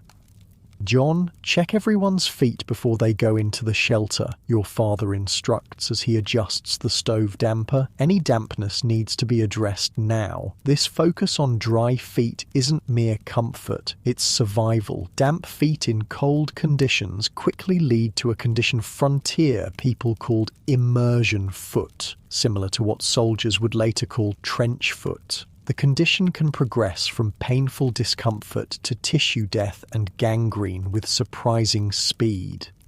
You move among your siblings, checking their socks and feet with practiced efficiency. Emma, at 15, has already completed her own inspection. 6-year-old William and 4-year-old Michael submit to your examination without complaint. They've been raised understanding these procedures are non-negotiable. Michael's left sock has a damp spot at the heel, you report to your mother, who immediately retrieves a replacement from the drying rack near the stove. With everyone properly layered, your mother organises the entry into the body heat shelter. It's not simply a matter of crawling inside. There's a specific arrangement to maximise warmth and comfort. Catherine in the middle, she directs, placing the toddler in the centre of the enclosed space. Boys on either side, then Emma and John on the outside since you're oldest. This arrangement places the youngest, most vulnerable family members at the core of the human heating system, surrounded by the larger bodies of older children and adults. The physics is straightforward. Smaller bodies have greater surface area relative to their mass and lose heat more quickly. By positioning them centrally, they benefit from heat radiating from larger bodies on all sides. Your father, taking the first fire-tending shift, helps adjust the quilt walls of the shelter once everyone is inside. Keep these sealed tight, he reminds you. Don't let the warm air escape when you shift positions. Inside the shelter, the effect is immediate and remarkable. The combined body heat of 6 people trapped in the small enclosed space creates a warming effect that no stove could match for efficiency. Within minutes, the temperature inside the quilt structure rises noticeably. "It's working," Emma whispers, already removing her wool cap as the space warms. The younger children, initially tense from the emergency and cold, begin to relax as warmth envelops them. Little Catherine, nestled between her brothers, drifts back to sleep almost immediately. From your position near the edge of the shelter, you can hear your father moving about the cabin, tending the fire and checking for drafts. Occasionally, the wind outside rises to a crescendo that drowns out all other sounds, a reminder of the deadly conditions just beyond the cabin walls. Despite the circumstances, there's a strange comfort to the body heat shelter, a return to the most primitive and effective form of warming. Modern humans rarely experience the profound comfort of shared body heat in enclosed spaces, but for thousands of years, it was humanity's primary defense against deadly cold. Try to sleep, your mother encourages from her position opposite you. Your shift will come soon enough. Sleep does come, surprisingly easily in the cocoon-like warmth of the shared space. When your father gently shakes your shoulder for the change of watch, it feels like only minutes have passed, though his 2-hour shift has ended. "Your mother's taking over now," he whispers. "I'll join you all in another 2 hours. He slides into the space your mother has vacated, his body still radiating cold from his time tending the fire. The children instinctively shift toward this new heat source as he settles in. It's down to 40 below outside, he reports quietly. Maybe lower, can't really tell. Thermometer only goes to -40. This casual mention of such extreme temperature, cold that can freeze exposed human flesh in under a minute, highlights the razor's edge separating the family from the deadly conditions outside. Only their sophisticated layered defences, the insulated cabin, the carefully managed fire, the body heat shelter and the layered clothing stand between them and certain death. Your mother's shift passes, and then it's time for you and Emma to take the final watch before dawn. You emerge from the warm shelter into the cabin's main space, which feels shockingly cold by comparison. Stoves burning well, your mother reports as she prepares to join the others in the shelter. Add wood every 30 minutes, no more than 2 pieces at a time. We need to stretch our supply. You and Emma nod, understanding the critical nature of fire management. With the temperature so low, the margin for error has disappeared completely. Check everyone's exposed skin when you wake them, she adds, especially fingertips and noses. This kind of cold is treacherous. As your parents settle into the shelter, you and Emma take up positions near the stove. Despite being indoors, you both wear your full cold weather gear, multiple layers of wool, heavy socks, caps and mittens that can be removed temporarily for fire tending. "I'll make coffee," Emma whispers, reaching for the metal coffee pot. "Might as well have something warm to drink while we wait." This small luxury, coffee brewed from carefully rationed beans, represents another aspect of frontier winter survival. Hot liquids provide internal warming that radiates outward, complementing the external heat sources. As Emma prepares the coffee, you check the cabin's defences one final time, ensuring window coverings remain secure, examining chinking for new failures, confirming the door remains sealed against the brutal cold. "Storm's still going," you report, placing your hand near a small gap in the window covering and feeling the frigid air seeping through, maybe even stronger. The blizzard has now continued for nearly 24 hours, a marathon assault of wind, cold and snow that tests every aspect of the family's survival systems. Without the knowledge accumulated through generations of frontier experience, they would have succumbed hours ago. Emma hands you a tin cup of steaming coffee. "Remember last winter?" she asks. "The Petersons' place." You nod, sipping the bitter but warming liquid. The Peterson family, relatively new to frontier life, had struggled through their first Montana winter. By February, with supplies dwindling and their poorly constructed cabin providing inadequate protection, they'd been forced to slaughter their only milk cow for food. "Papa says they'll probably head back east come spring," Emma continues. "Says not everyone's cut out for frontier winters." This understated assessment masks the brutal reality. Frontier winter survival separated the prepared from the unprepared with deadly efficiency. Those who failed to master the complex systems of thermal management rarely survived multiple winters. The hours of your watch pass slowly. Every 30 minutes, as instructed, you add precisely 2 pieces of wood to the fire, selecting each for its burning properties and positioning it carefully for optimal heat production. Between these critical fire-tending moments, you and Emma talk quietly, sharing the kind of conversations that only happen in the deep stillness of winter nights. As the first hint of dawn lightens the cabin's interior, your father emerges from the body heat shelter. Despite the circumstances, he looks surprisingly rested. "Made it through another one," he says with simple satisfaction, moving to the stove to check your fire management work. "Good job maintaining the coal bed."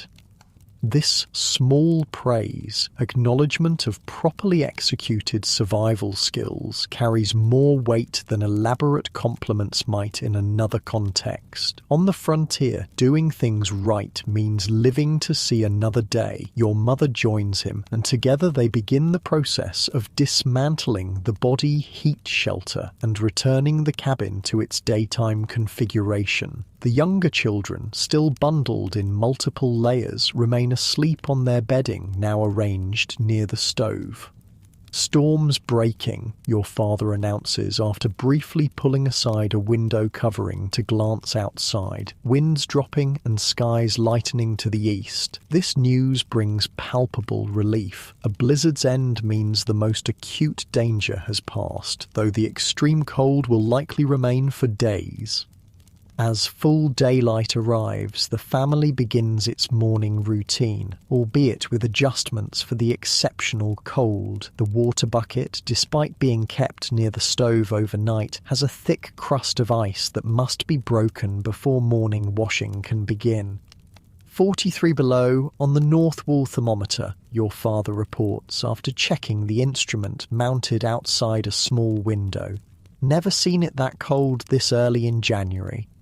Yet, despite this record-breaking temperature, the Morrison family has survived the night comfortably, not by modern standards of comfort, perhaps, but without danger or significant hardship. Their layered approach to cold protection, from cabin construction to fire management to clothing strategies to the body heat shelter, has proven equal to even this extreme challenge.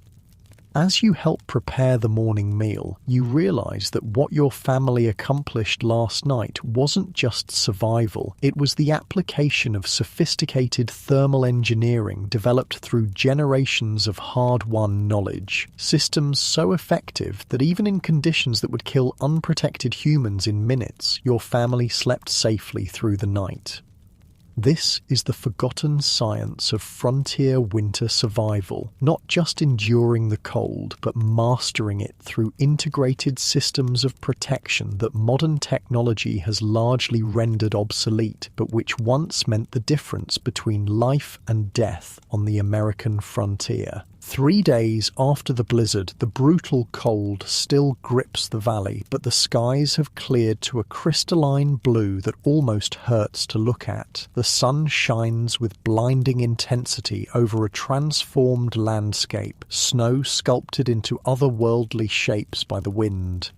Ice crystals hanging from every tree branch, the world frozen into a deadly beauty. Your father stands in the doorway of the cabin, surveying the scene with a practiced eye. "Need to check on the neighbours," he announces. "McClintocks haven't got enough experience for cold like this." "Is it safe?" your mother asks, concern evident in her voice. He nods.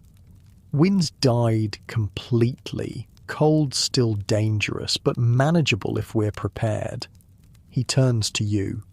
"John, you're coming with me. 2 is safer than 1 in these conditions."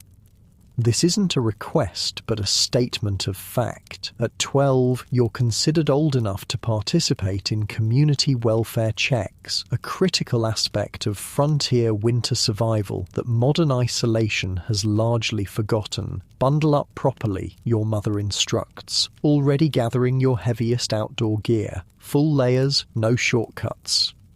The preparations for venturing outdoors in 40 below temperatures are elaborate and methodical. First comes the base layer of wool undergarments, then a middle layer of flannel, followed by heavy wool pants and shirt. Over this goes a buckskin vest lined with rabbit fur, and finally a heavy canvas coat with a hood lined with bear fur.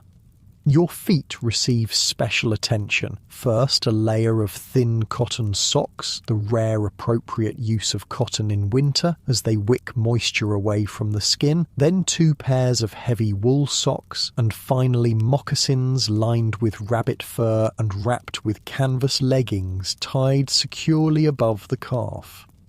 Your hands are similarly protected, thin liner gloves covered by heavy mittens lined with fur and designed with an extra long cuff that extends well up the forearm, preventing any gap where cold air might reach the wrist. Face covering, your father reminds, handing you a wool scarf that's been carefully stored near the stove to ensure it's completely dry. Moisture in fabrics from breath or sweat can freeze instantly in such cold, transforming protective clothing into dangerous conductors of deadly chill. The final preparation is food. Your mother hands each of you a small cloth bundle, pemmican, she explains, and a piece of the dried apple cake. If you get caught out there longer than expected, you'll need the energy. Pemmican, a concentrated mixture of dried meat, fat and berries, represents the frontier equivalent of modern emergency rations. Dense with calories and resistant to spoilage, it provides critical energy in survival situations. We'll head to the McClintocks first, then check on Old Man Patterson if there's time, your father decides, making final adjustments to his gear. Should be back before midday. The unspoken danger hangs in the air. If you're not back by then, something has gone very wrong. In such extreme cold, extended exposure inevitably leads to frostbite, hypothermia, and death. Take the emergency kit, your mother insists, handing your father a small leather pouch that contains fire-starting materials, additional pemmican, and basic medical supplies. With a final check of your clothing, ensuring no skin remains exposed except for a narrow band around the eyes, you and your father step out into the killing cold. The sensation is immediate and shocking despite all the protective layers. The air itself feels solid, as though you're moving through an invisible barrier that resists every step. Your breath freezes instantly, creating a rim of ice on your scarf within seconds. "Keep moving," your father reminds, his voice muffled through his face covering. "And watch for signs." The signs he refers to are the early indicators of frostbite or hypothermia, a buzzing in the ears, a prickling sensation in extremities followed by alarming numbness, or the dangerous euphoria that sometimes precedes freezing to death. The McClintock homestead lies about a mile away, normally a 20-minute walk, but in these conditions it will take nearly twice that. Your father sets a deliberate pace, not so fast that sweating becomes a danger, not so slow that body heat production drops. The snow squeaks beneath your feet with each step, that distinctive sound that only occurs in the deepest cold. Where drifts have formed, you must lift your feet high to clear the surface, an exhausting process that quickly builds heat in the large muscles of the legs. "That's why we don't wear too many layers on the legs," your father explains, noticing your exertion. "They generate their own heat if you keep moving. It's the extremities we have to worry about." This knowledge, understanding precisely how the body loses and generates heat during extreme cold exposure, represents another aspect of frontier survival science that has largely been forgotten in the age of central heating and automobiles. As you walk, your father quizzes you on cold weather survival knowledge, not as a formal lesson, but as a way to pass time while ensuring you remain alert to danger. "What's the first sign of frostbite on the face?" he asks, his eyes constantly scanning the terrain ahead. "White patches on the skin," you answer promptly, "usually cheeks, nose, or ears first. And if you notice it on yourself or someone else, cover the area immediately and warm it gradually with body heat. Never rub it or apply direct heat from a fire." He nods approval. "And the most dangerous kind of snow for walking?" powder over crust, you reply. Looks solid but breaks through unpredictably, wastes energy and can cause falls or injuries. This call and response ritual serves multiple purposes, reinforcing critical knowledge, maintaining mental alertness in conditions where the mind can become dangerously sluggish, and providing reassurance through familiar patterns. After 30 minutes of careful hiking, the McClintock cabin comes into view through a stand of pine trees. Unlike the Morrison homestead, with its carefully banked snow and sealed windows, the McClintock place shows worrying signs of inexperience. Minimal snowbanking against the walls, chimney with lighter smoke than would be expected in such cold, and no visible preparations for water access. Not good, your father mutters. No activity outside. Should have at least cleared a path to the woodpile. As you approach closer, the situation becomes clearer. There are no tracks in the snow around the cabin, not even to the outhouse, suggesting the family hasn't ventured outside since the blizzard began 4 days ago. "Hello, the house," your father calls when you're about 50 yards away. Approaching a frontier cabin unannounced could be dangerous. In isolated areas, strangers might be met with caution or even a rifle. No response comes. Your father frowns beneath his scarf and moves closer, calling again with greater volume. Finally, the cabin door opens slightly and Henry McClintock's face appears, haggard, worried, and showing the unmistakable redness of someone who's been too close to a fire for too long. "Thomas," he calls uncertainly. "Thomas Morrison. It's me, Henry. Came to check on you folks after that blow." Relief washes over McClintock's face. "Thank God. Come in. Please come in." The interior of the McClintock cabin presents a concerning scene. Unlike the ordered functionality of your family's home, with its strategic arrangement for optimal heat distribution, the McClintocks have crowded around their stove in desperation. Bedding has been dragged near the heat source, cooking implements lie scattered about, and the air has the distinct staleness of a space that hasn't been properly ventilated despite continuous fire use.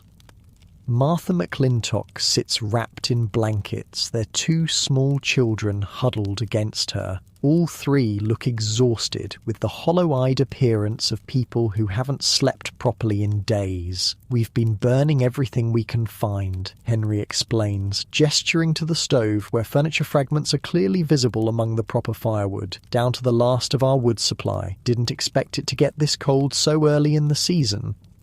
Your father takes in the situation with a quick, experienced assessment. "How's your food holding up?"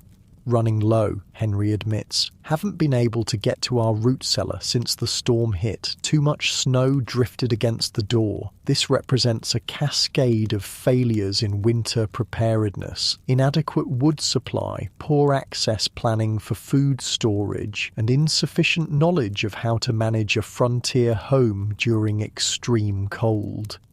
We'll dig out your cellar," your father decides, "and I'll show you some techniques for stretching your wood supply. John, start with the snow clearing while I check their chimney and stove setup." For the next 2 hours, you and your father work to address the most critical issues threatening the McClintock family's survival. You clear paths to their woodpile and root cellar, show Henry how to properly bank snow against the cabin walls for insulation, and demonstrate more efficient fire management techniques. Inside, your father makes several crucial adjustments to their stove and living arrangements. He rearranges their furniture to create a smaller warm zone that requires less fuel to heat, adjusts the damper on their stove, which had been incorrectly set, causing excessive wood consumption, and shows Martha how to create a simple body heat shelter similar to what your family used during the worst of the cold. "You're wasting half your heat up the chimney," he explains to Henry, who watches with a mixture of embarrassment and gratitude, "and these gaps around your windows are like throwing wood directly into the snow." While the men work on the heating system, you notice Martha McClintock watching intently as your father demonstrates various techniques. Unlike her husband, whose pride occasionally surfaces in defensive comments, she shows the focused attention of someone who recognizes that knowledge equals survival. "How do you keep your children's feet warm at night?" she asks when Henry steps outside to help you with the snow clearing. "My little ones cry from cold toes despite all our blankets." Your father explains the heated stone technique your family uses, warming rocks near the stove, wrapping them properly, and placing them at the foot of beds to provide hours of gentle heat. Martha listens with fierce concentration, mentally recording every detail. "And your windows," she continues. "They don't frost over inside like ours do. What's your secret?"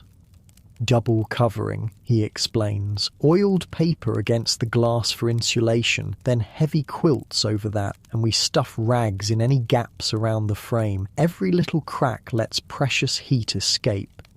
This knowledge exchange represents one of the most critical aspects of frontier winter survival, the passing of tested techniques from experienced families to newcomers. Without books, formal education, or other information sources about extreme cold survival, this person-to-person transmission of knowledge was often the only way inexperienced settlers could learn to survive their first serious winters. By midday, the situation at the McClintock homestead has improved significantly. Their wood supply, while still concerning, will last longer with proper fire management. The newly accessible root cellar provides additional food security, and most importantly, they now possess knowledge that will help them adapt to frontier winter conditions. "We can't thank you enough," Henry says as you prepare to leave. The strain of pride is evident in his voice, a man struggling to accept help while knowing his family's survival depends on it. "No need for thanks," your father replies simply. "That's how it works out here. My first winter, old Jim Barker did the same for our family. You'll do it for someone else someday." This paying forward of survival knowledge formed a crucial social bond in frontier communities, a recognition that harsh environments required cooperation despite the fierce independence frontier life otherwise encouraged. As you and your father prepare to depart, Martha presses a small bundle into your hands. "Fresh bread," she explains. "Made it yesterday with the last of our white flour. Please take it with our thanks." This offering, precious white flour transformed into bread during a survival situation, represents more than simple gratitude. It's an acknowledgement of community bonds and mutual aid that transcend mere transactions. "We'll check back in a few days," your father promises. "Weather's supposed to moderate by week's end. You'll make it through fine now that you know what to do." The return journey to your cabin takes less time, partly because the trail is now broken, and partly because the sun has raised the temperature slightly, perhaps to a mere 30 below instead of 40. "Think they'll make it?" you ask your father as the Morrison homestead comes into view. He considers the question seriously. "They will now. Another day or two, and it might have been a different story. That stove setup was dangerously inefficient, and they were burning through their wood at 3 times the necessary rate. This assessment isn't callous, but factual, so I'm sure for..." On the frontier, survival margins could be calculated with mathematical precision. The McClintocks had been on a trajectory toward a freezing cabin within days, with predictably fatal results. "Martha's the one who'll keep them alive," your father adds after a moment. "She was listening and learning. Henry's still got too much pride to admit how much he doesn't know." This gendered dimension of frontier knowledge transfer often goes unrecognized in romantic depictions of Western settlement. While men might handle the heaviest physical tasks, women frequently became the knowledge keepers of crucial domestic survival techniques, fire management, food preservation, textile creation, and medical care that kept families alive through harsh winters. And upon returning home, your mother greets you both with evident relief. "The Patterson place?" she asks, noting you've returned earlier than might be expected if you'd completed both planned visits. "Didn't make it there," your father explains, removing his outer layers carefully to prevent snow from melting onto the cabin floor. "McClintocks needed more help than I anticipated. We'll check on Patterson tomorrow if the weather holds." Over coffee and the bread Martha provided, your father describes the McClintock situation in detail. Your mother listens with the serious attention the subject deserves, occasionally asking clarifying questions about their supplies and equipment. "Should we invite them here?" she asks when he finishes. "They could stay until the worst passes." Your father considers this generous offer. "They're stable now with what we showed them. Better for them to learn in their own cabin if they can manage it. Builds confidence and skills they'll need for the rest of winter." This assessment reflects a deeper frontier wisdom. Sometimes immediate rescue can ultimately reduce long-term survival chances by preventing necessary skill development. The delicate balance between helping neighbors and fostering self-sufficiency represented one of the most nuanced aspects of frontier community ethics. "I told Martha about the winter community gathering," your father adds. "Said we'd take them along if they wanted to go."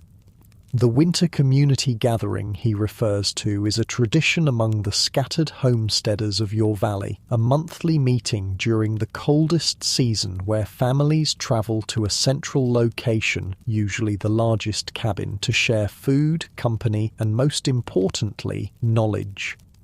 "It's at the Hendersons' place this month," your mother confirms. 3 days from now if the weather permits. Mary Henderson specifically mentioned she'd be demonstrating that new wool spinning technique she learned from the Swedish family up north.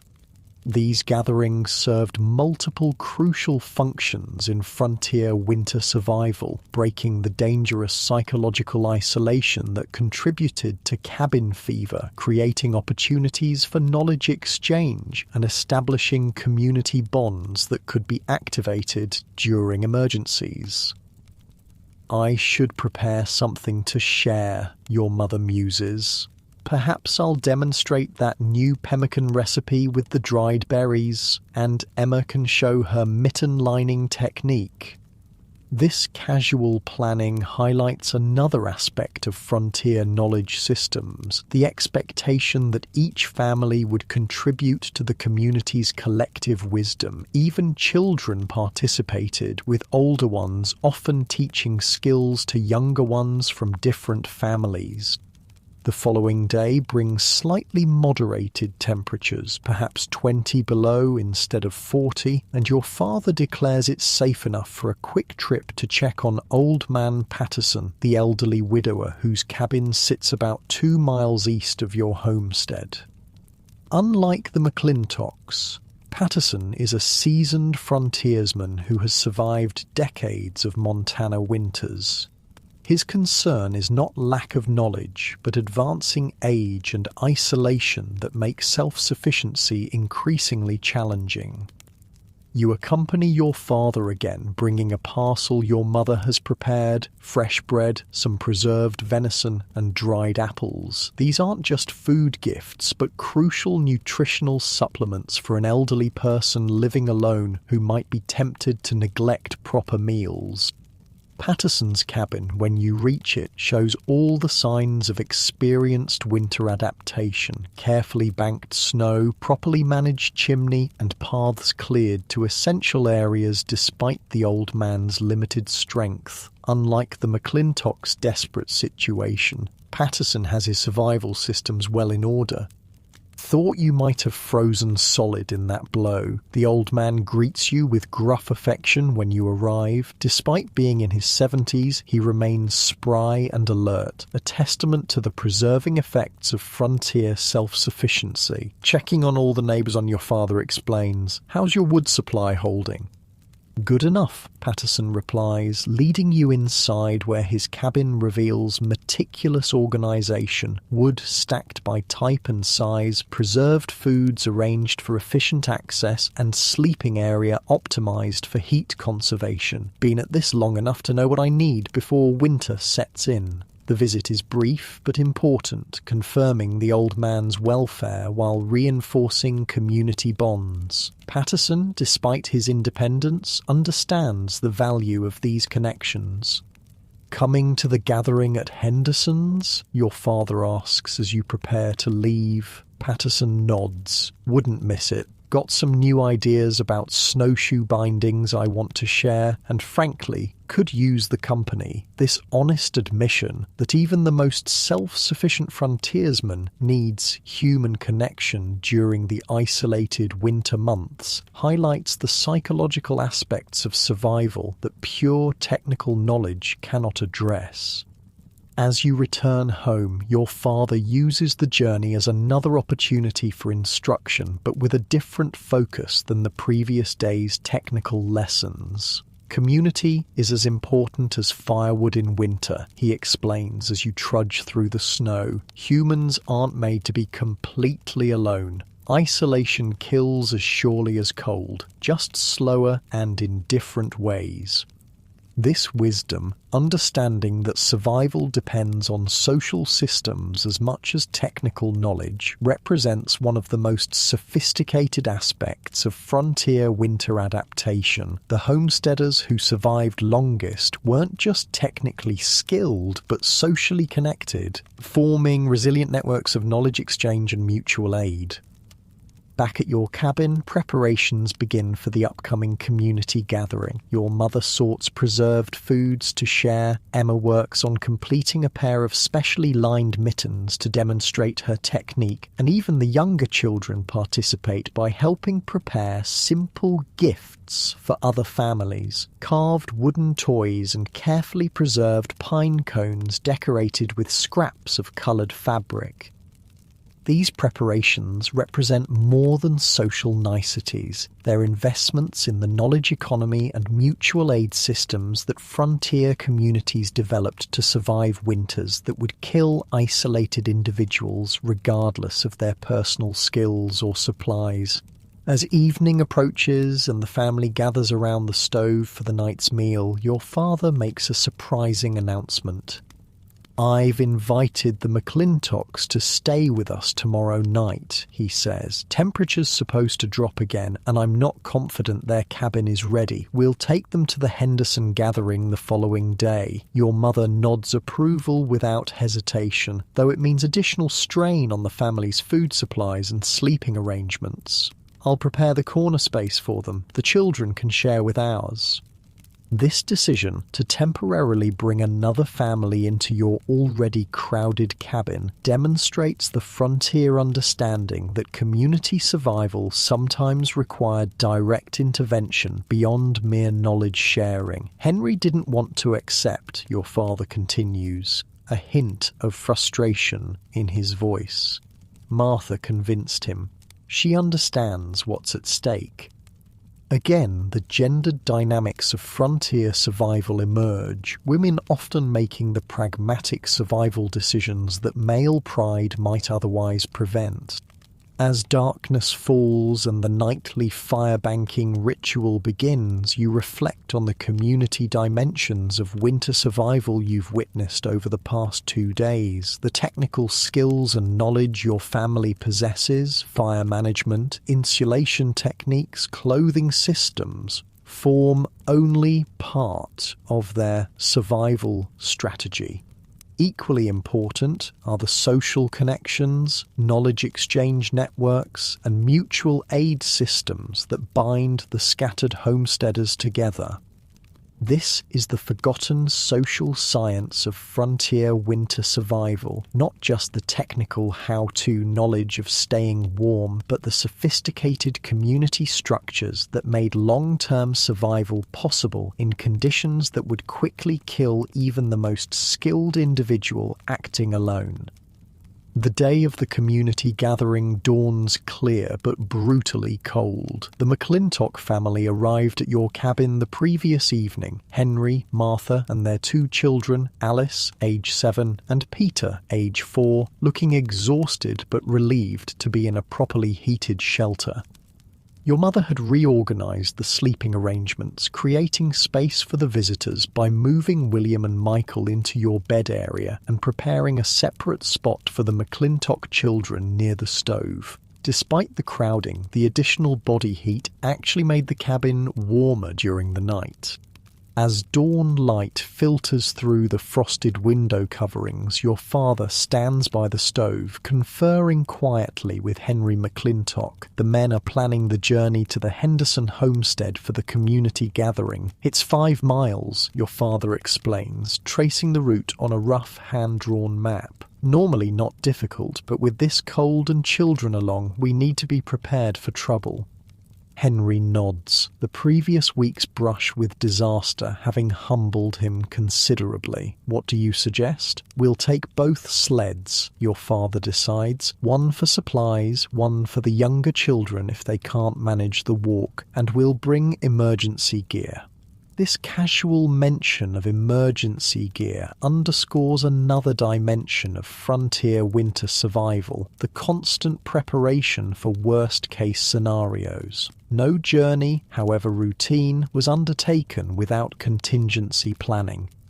John, your father calls, seeing you're awake. Help me prepare the emergency packs. Together, you retrieve several carefully maintained leather pouches from the storage area. Each contains a specific category of survival tools: fire starting, shelter making, emergency food, and basic medical supplies.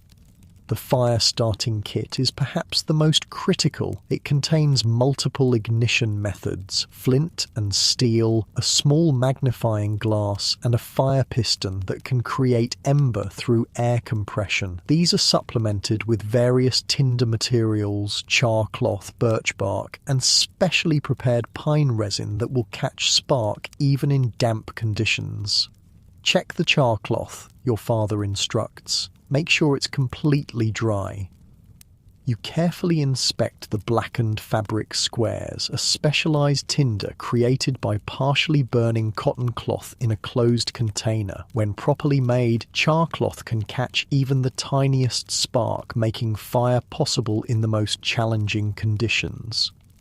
The shelter kit contains a heavy canvas tarp, coils of rope, and several large safety pins that can be used to quickly create a windbreak or emergency shelter. The food pack holds pemmican, dried fruit, and small packets of salt and sugar, concentrated calories that could sustain life during unexpected delays or emergencies.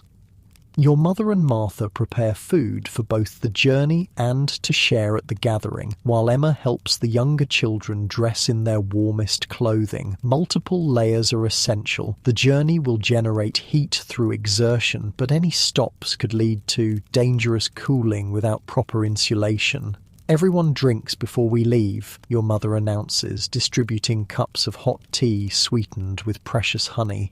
Starting hydrated helps prevent freezing.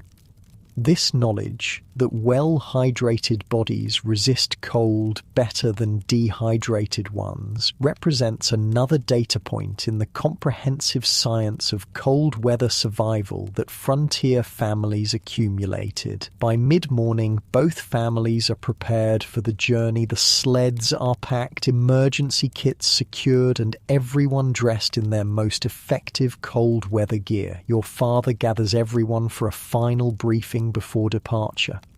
We stay together, he emphasizes, looking directly at each person. No one gets more than 20 feet from the group. If you feel cold in your fingers, toes, or face, tell an adult immediately. Don't wait. If anyone needs to stop, everyone stops. These aren't just cautious instructions, but life or death protocols developed through generations of experience in deadly winter conditions.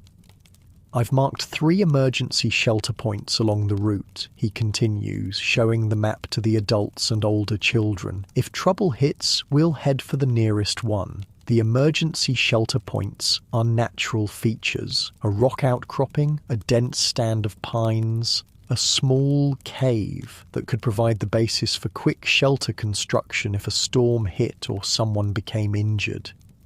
Martha McClintock listens with intense concentration, her expression revealing how seriously she takes this information. Unlike many newcomers to frontier life who might dismiss such precautions as excessive, the McClintocks' recent brush with disaster has made them receptive students.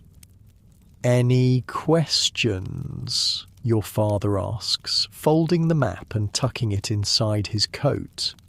"What's our signal if we get separated in a whiteout?" Henry asks, surprising everyone with this thoughtful query that shows he's beginning to think like an experienced frontiersman. Your father nods approvingly. 3 short whistle blasts, pause, then 2 more. Everyone carries a whistle. He distributes small wooden whistles on leather cords. Hang these around your neck outside your scarf where you can reach them quickly. With final preparations complete, the group departs, 10 people of various ages embarking on what would be considered an impossible journey in such temperatures by modern standards, but which represented a calculated risk by frontier measures. The 2 families move as a cohesive unit, adults positioned around the perimeter with children in the center. Your father leads, breaking trail through the snow, while Henry McClintock pulls the supply sled. Your mother and Martha walk alongside the children, constantly monitoring them for signs of cold injury. The temperature stands around 15 below zero, bitterly cold by normal standards, but almost mild compared to the -40 of the previous week. Still, any exposed skin would freeze within minutes, and a breakdown in clothing or shelter systems could quickly become life-threatening. The journey proceeds without incident for the first hour. The younger children begin to tire but remain in good spirits, occasionally riding on the sleds when the terrain allows. Everyone maintains proper hydration by sipping from insulated water containers carried close to the body to prevent freezing. Then, at a point approximately halfway to the Henderson homestead, the first sign of trouble appears. The sky to the northwest, which had been clear blue, develops a smudged appearance along the horizon. Your father stops, studying this distant visual signal with concern. "Weather's changing," he announces. "Not what was expected." This ability to read subtle atmospheric signs, changes in cloud patterns, shifts in wind direction, alterations in the quality of light, represented a crucial frontier survival skill. Modern weather forecasting technology has largely replaced this observational knowledge, but for frontier families, accurate weather prediction could mean the difference between life and death. "Should we turn back?" Henry asks, also studying the horizon. Your father considers the options carefully. "No, Henderson's place is closer now than home, but we need to pick up the pace." The group resumes movement with renewed urgency. The younger children are placed on the sleds permanently to maintain speed, and rest stops are abbreviated to the minimum necessary for quick hydration and monitoring. Within 30 minutes, the weather change becomes more pronounced. The wind picks up from the northwest, carrying fine ice particles that sting exposed skin. The temperature begins dropping noticeably, and the clear blue sky gives way to a steely grey overcast. "It's coming faster than I thought," your father admits, his experienced eyes continually assessing the evolving threat. "We need to make a decision." This is the reality of frontier winter travel. Conditions can change rapidly, forcing life or death choices with limited information. Modern travelers might check radar images on smartphones or call for assistance. Your father has only his knowledge, experience, and prepared emergency systems. "There's the Carson Line Shack about half a mile east," he says, pointing toward a small rise. "Abandoned but still standing last time I checked. Better shelter than trying to make Henderson's if this turns into a full blow." The Line Shack he refers to is a small, crude structure built by cattle operations for cowboys to use during seasonal grazing. Long abandoned, it nevertheless offers the possibility of solid shelter if the weather deteriorates further. Henry McClintock defers to your father's judgment without hesitation, a significant change from his earlier pride. "Lead the way, we'll follow." The group alters course, moving perpendicular to the strengthening wind toward the potential shelter. The children sense the increasing tension and remain unusually quiet, intuitively understanding the seriousness of the situation. "Tell a story, Papa," little Michael requests after several minutes of tense silence, his voice small against the growing wind. Your father, despite his focus on the deteriorating conditions, recognizes the psychological importance of maintaining calm, especially among the children. "Did I ever tell you about the time I got caught in a whiteout with nothing but a buffalo hide and a tin cup?" he begins, his voice deliberately light despite the circumstances. As he spins an engaging tale of a previous winter adventure, carefully edited to emphasize ingenuity and survival rather than danger, the group continues moving steadily toward the potential shelter. The story serves multiple purposes, distracting the children, maintaining morale, and subtly reinforcing survival knowledge that might soon be needed. The Line Shack appears just as the wind reaches concerning strength, a small slumped structure partially buried in snowdrifts. It's hardly impressive, with its sagging roof and walls darkened by age, but to the wind-battered group it represents salvation. "Let's check it before bringing everyone inside," your father says to Henry. "John, you stay with the others and keep everyone moving. No stopping now." While your father and Henry investigate the structure, you lead the remaining group in small circles, maintaining critical body heat through movement. The children are becoming increasingly tired and cold despite their layers and the sled rides. "Sing something," you suggest to Emma, recognizing the need for distraction. She begins a simple frontier song with a repetitive chorus that the children can join. The singing serves as both psychological comfort and a way to maintain proper breathing in the cold. After what seems an eternity, but is probably only 5 minutes, your father emerges from the Line Shack. "It'll do," he announces. "Roof's mostly intact, and the walls block the wind. No stove, but we can manage." The group files into the crude shelter, a single room perhaps 12 feet square with dirt floor and rough plank walls. It's cold and dark inside, but the simple fact of being out of the wind creates an immediate improvement in conditions. "Emma, help get the children out of their snow-covered outer layers," your mother directs. "Martha, let's organize the supplies." While the women attend to these tasks, your father and Henry begin implementing the emergency shelter protocol, a series of actions designed to quickly transform even a marginal structure into a survivable haven. "John, help me seal these wall gaps," your father instructs, pulling canvas strips from his emergency pack. Together, you stuff fabric into the largest cracks where wind penetrates the rough construction. Henry, meanwhile, clears the ancient stone fireplace, checking the chimney for obstructions that might cause smoke to back into the shelter. It's primitive but functional, a critical advantage over having to build a fire ring from scratch. "Now for fire," your father announces once the basic weatherproofing is complete. This represents the most crucial step in the emergency response. Without heat, the shelter would simply be a place to freeze more slowly.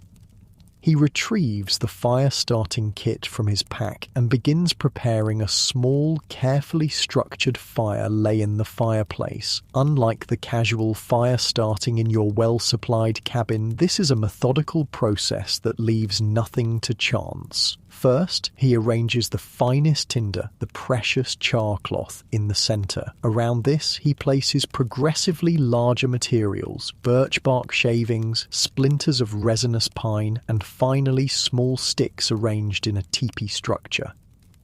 Single match fire, he announces, this apparently simple statement carrying enormous significance in frontier survival. The ability to reliably start a fire with a single match under adverse conditions represented one of the most critical survival skills.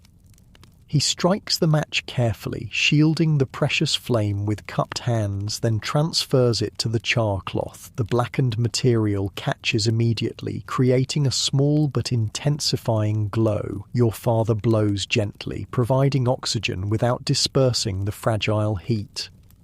The birch bark catches next, its natural oils igniting with surprising vigour. Then the pine splinters, their resin accelerating the process. Within moments, a small but steadily growing fire takes shape in the ancient fireplace. "We'll need more fuel soon," your father says, once the initial fire is secure. "John, help me check what's available in here before we use our emergency supplies." The line shack, abandoned for years, contains some usable materials, broken furniture, fallen ceiling planks, and even some ancient harness leather that will burn slowly and hot. These discoveries allow the precious emergency wood supplies to be conserved. As the fire grows, the shelter's temperature begins to rise from dangerously cold to merely uncomfortable. The children are arranged closest to the heat source, with adults forming an outer ring that both blocks drafts and allows those most vulnerable to receive the most warmth. Outside, the wind continues to strengthen, periodically sending moaning gusts down the chimney that cause the fire to flare. What began as an unexpected weather change has developed into a significant storm, not as severe as the previous week's blizzard, but dangerous enough that being caught without shelter would be life-threatening. "Good call on the line shack," Henry tells your father quietly. "We'd never have made Henderson's in this." Your father nods, accepting the compliment with characteristic understatement. Weather's always the final decision-maker out here. While the men maintain the fire, your mother and Martha organise the food supplies for an emergency meal. The original plan had been to eat at the Henderson gathering, but circumstances now require implementing contingency plans. "We'll make a soup," your mother decides, utilising the cast-iron pot she had packed for sharing food at the gathering, stretches our supplies and provides both hydration and warming. The soup she creates is simple but nutritionally strategic. Dried meat provides protein, preserved vegetables offer vitamins, and a handful of precious barley adds carbohydrates. Most importantly, the hot liquid helps re-warm the group from the inside out. The children, initially frightened by the change in plans and the howling wind, gradually relax as the shelter warms and food is prepared. Emma organises them in simple games that require minimal movement but maintain engagement and positive mood, critical psychological factors in survival situations. "Remember, happy minds make warm bodies," your mother says approvingly as she observes Emma's efforts. This frontier wisdom, recognizing the connection between mental state and physical resilience, anticipated findings of modern survival psychology by generations. As the soup simmers, filling the crude shelter with appetizing aromas, your father conducts a thorough check of each person for signs of cold injury. He pays particular attention to the extremities, fingers, toes, ears, and noses, where frostbite typically appears first. "Peter's left boot got snow inside," he discovers, examining the McClintock boy's foot. "Need to address this immediately." What follows is a methodical response to incipient frostbite, removing the damp sock, warming the foot gradually with indirect heat, massaging to restore circulation, and providing the child with warm liquids to raise core temperature. Your father then improvises dry foot covering from spare clothing in the emergency pack. Keep checking it, he instructs Martha. If you see any white patches or he complains about lack of feeling, tell me immediately. This incident highlights another aspect of frontier emergency protocols, the need to address small problems before they become life-threatening. A wet foot left untreated could develop frostbite within an hour in such conditions, potentially leading to tissue death and even amputation in an era before antibiotics and modern medical care. The storm continues to intensify throughout the afternoon, confirming the wisdom of seeking immediate shelter rather than attempting to reach the Henderson homestead. What would have been a pleasant community gathering has transformed into an emergency survival situation, not desperate thanks to preparation and timely decision-making, but serious nonetheless. As evening approaches, your father initiates the next phase of the emergency protocol, preparing for an overnight stay. This hadn't been the original intention, but frontier survival required adapting to changing circumstances without hesitation. We'll need to organize sleeping shifts, he explains to the adults. 2 awake at all times, 1 tending fire, 1 monitoring everyone else. This rotation system ensures that the critical fire is never left unattended, while also providing surveillance for any developing problems among the sleepers. In extreme cold, a person might develop hypothermia without waking, making regular checks essential. The physical sleeping arrangement is equally strategic. Children in the center for maximum warmth, adults forming a protective perimeter, everyone positioned with feet toward the fire where circulation is most likely to be compromised during sleep. What about the Hendersons? Martha asks, suddenly concerned. Won't they worry when we don't arrive? They'll know we either turned back or found shelter, your father assures her. No one would expect travel to continue in this weather. It's frontier common sense. This comment highlights the shared understanding that existed among experienced frontier dwellers, a set of unspoken protocols that governed behavior during winter emergencies. The Hendersons wouldn't launch a dangerous rescue effort because they would correctly assume that experienced travelers had implemented appropriate survival measures. The evening meal is carefully rationed from emergency supplies, enough to maintain energy and morale without depleting reserves that might be needed for longer than anticipated. Your mother adds a special treat, a small amount of precious sugar mixed with snow to create a simple dessert for the children. A bit of sweetness keeps spirits up, she explains to Martha, who watches the technique with interest, and happy children make for a more restful emergency shelter.